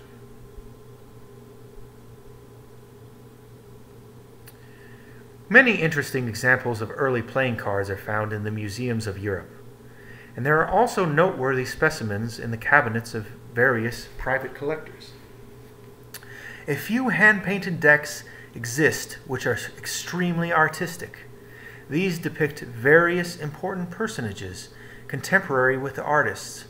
In some instances, the court cards are portraitures of the reigning monarch and his family. In England, engraved cards became popular, and in the British Museum are also to be seen some extremely quaint stenciled. Heraldic devices were employed, and Chatto, in his Origin and History of Playing Cards, reproduces 4 heraldic cards in which the arms of Pope Clement IX adorn the King of Clubs. There have been philosophical decks with emblems chosen from Greek and Roman mythology. Also educational decks ornamented with maps or pictorial representations of famous historic places and incidents. Many rare examples of playing cards have been found bound into the covers of early books. In Japan, there are card games, the successful playing of which requires familiarity with nearly all the literary masterpieces of that nation. In India, there are circular decks depicting episodes from Oriental myths. And there are also cards which, in one sense of the word, are not cards, for the designs are on wood, ivory, and even metal. There are comic cards caricaturing disliked persons and places, and there are cards commemorating various human achievements. During the American Civil War, a patriotic deck was circulated in which stars, eagles, anchors, and American flags were substituted for the suits, and the court cards were famous generals. Modern playing cards are the minor trumps of the tarot, from each suit of which the page or valet has been eliminated, leaving 13 cards instead of 14.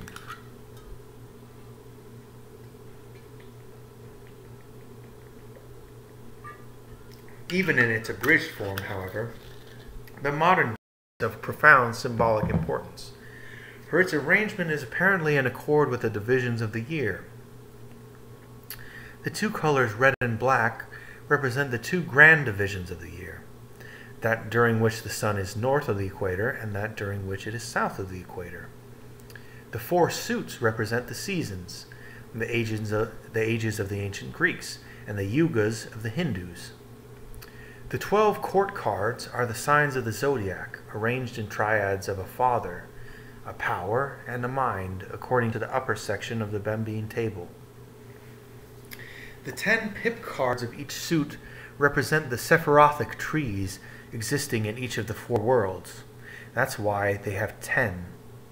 There are 10 Sephiroth. The 13 cards, and there are four worlds. The 13 cards of each suit are the 13 lunar months in each year, and the 52 cards of the deck are the 52 weeks in the year. Counting the number of pips and reckoning the jacks, kings, and queens as 11, 12, and 13, respectively, the sum for the 52 cards is 364. And if the joker be considered as 1 point, the result is 365, or the number of days in the year. Milton Pottinger believed that the United States of America was laid out according to the conventional deck of playing cards, and that the government will ultimately consist of 52 states administered by a 53rd undenominated division, the District of Columbia. The court cards contain a number of important Masonic symbols. 9 are full face and 3 are profile. Here is the broken wheel of the law, signifying the 9 months of the prenatal epoch, and the 3 degrees of spiritual unfoldment necessary to produce the perfect man.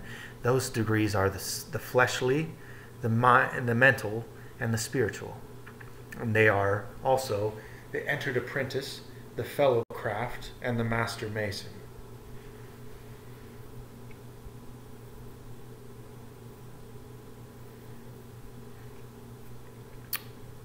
The 4 armed kings are the Egyptian Ammonian architects who gouged out the universe with knives. They are also the cardinal signs of the zodiac. The 4 queens, carrying 8-petaled flowers symbolic of the Christ, are the fixed signs of the zodiac. The 4 jacks, 2 of whom bear acacia sprigs, the jack of hearts in his hand, the jack of clubs in his hat, are the 4 common signs of the zodiac. It should be noted also that the court cards of the spade suit will not look upon the pip in the card, but face away from it, as though fearing this emblem of death. The Grand Master of the Order of the Cards is the King of Clubs, who carries the orb as emblematic of his dignity. And in this case, the King of Clubs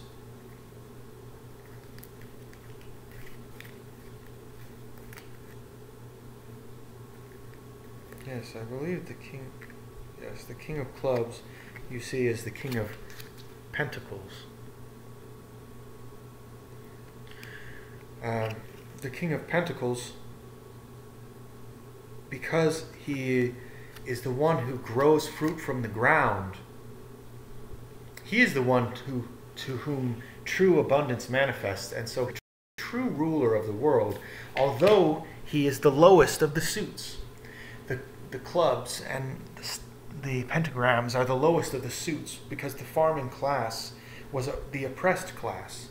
But at the same time, they were the ruling class in a certain sense, because without them, none of the other classes could exist.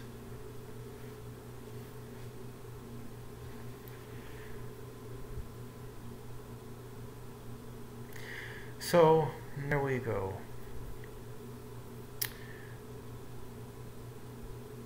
In its symbolism, chess is the most significant of all games. It has been called the royal game, the pastime of kings. Like the tarot cards, the chessmen represent the elements of life and philosophy. The game was played in India and China long before its introduction into Europe. East Indian princes were wont to sit on the balconies of their palaces and play chess with living men standing upon a checkerboard pavement of black and white marble in the courtyard below. It is popularly believed that the Egyptian pharaohs played chess, but an examination of their sculpture and illuminations has led to the conclusion that the Egyptian game was a form of draughts. In China, chessmen are often carved to represent warring dynasties, as the Manchu and the Ming. The chessboard consists of 64 squares, alternately black and white, and symbolizes the floor of the House of the Mysteries. Upon this field of existence, 64 trigrams in the Ba Gua I Ching. Ba Gua, 8 trigrams, 64 hexagrams in the I Ching. Upon this field of existence or thought move a number of strangely carved figures, each according to fixed law. The white king is Ormuzd, the black king Ahriman. And upon the plains of Cosmos, the great war between light and darkness is fought through all the ages. The war between the two forces, the two poles, Zoroaster. Of the philosophical constitution of man, the kings represent the spirit, the queens the mind, the bishops the emotions, the knights the vitality, the castles or rooks the physical body. The pieces upon the king's side are positive, those upon the queen's side negative. The pawns are the sensory impulses and perceptive faculties, the 8 parts of the soul. The white king and his suite symbolize the self and its vehicles. The black king and his retinue, the not-self, the false ego and its legion. The game of chess thus sets forth the eternal struggle of each part of man's compound nature against the shadow of itself.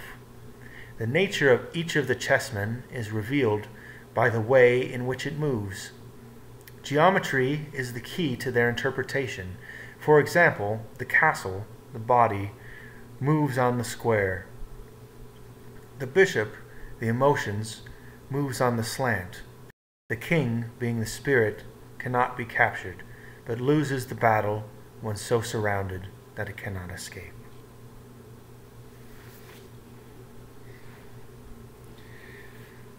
This has been a powerful lesson, and I will make a video soon that will demonstrate how a game can be played among friends with the tarot deck. There is a traditional game of tarot, and I have just received revelation on how this game was played by the Knights Templar and by the ancient mystery schools going back to ancient Egypt. It was a game called Pharaoh or Dynasty, and it referred to the great house of the zodiac. In each round, one player becomes Pharaoh, and then they play a trick-taking game, each playing cards in suits, until they conquer all 22 trump cards. They play 22 rounds. Each trump card is 1 round. And each suit trumps one of the other suits, and so they have a circular nature. Anyway, I will make a video precisely explaining how the game is played, because it's fascinating, and I think you would very much enjoy it. For now, I would love for you to take these things to heart, that the tarot cards are a tome that represents the knowledge of all the universe. The tarot is a reflection of the Torah. One is the reflection of the other. One is not correct and the other wrong. They are both correct, but only when taken together. As the Kybalion says, all truths are but half-truths. As above, so below. Each is a reflection of the other. Thus we know these various complications lead us to a full understanding of the true complexities of the changes of the universe.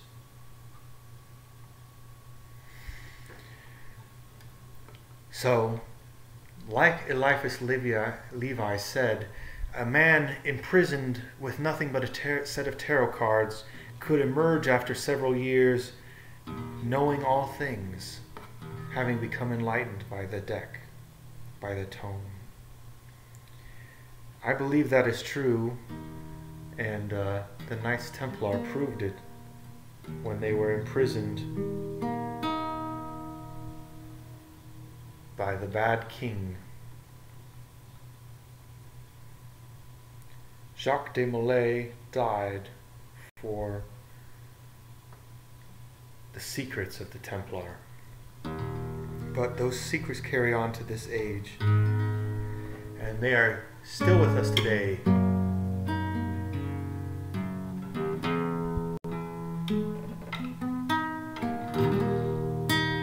So pick up the tarot cards and learn.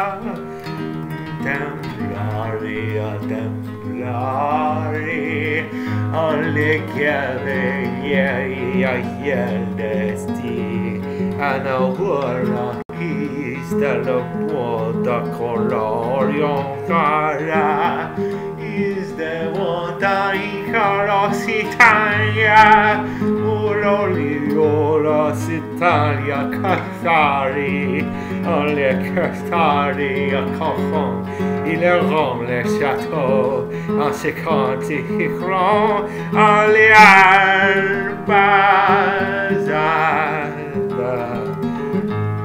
Saint-Anne, montant sans Jérévie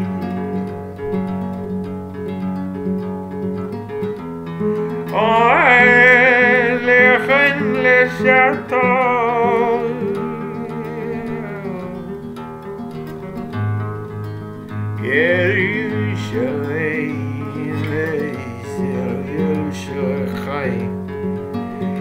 Yochai Selchasino Abarech Asirolobo Sahira Chochiale Adonai Yerushalayim Yerushalayim Ich berchavetz in Sira Kubodebet Oshmod Syria Olayim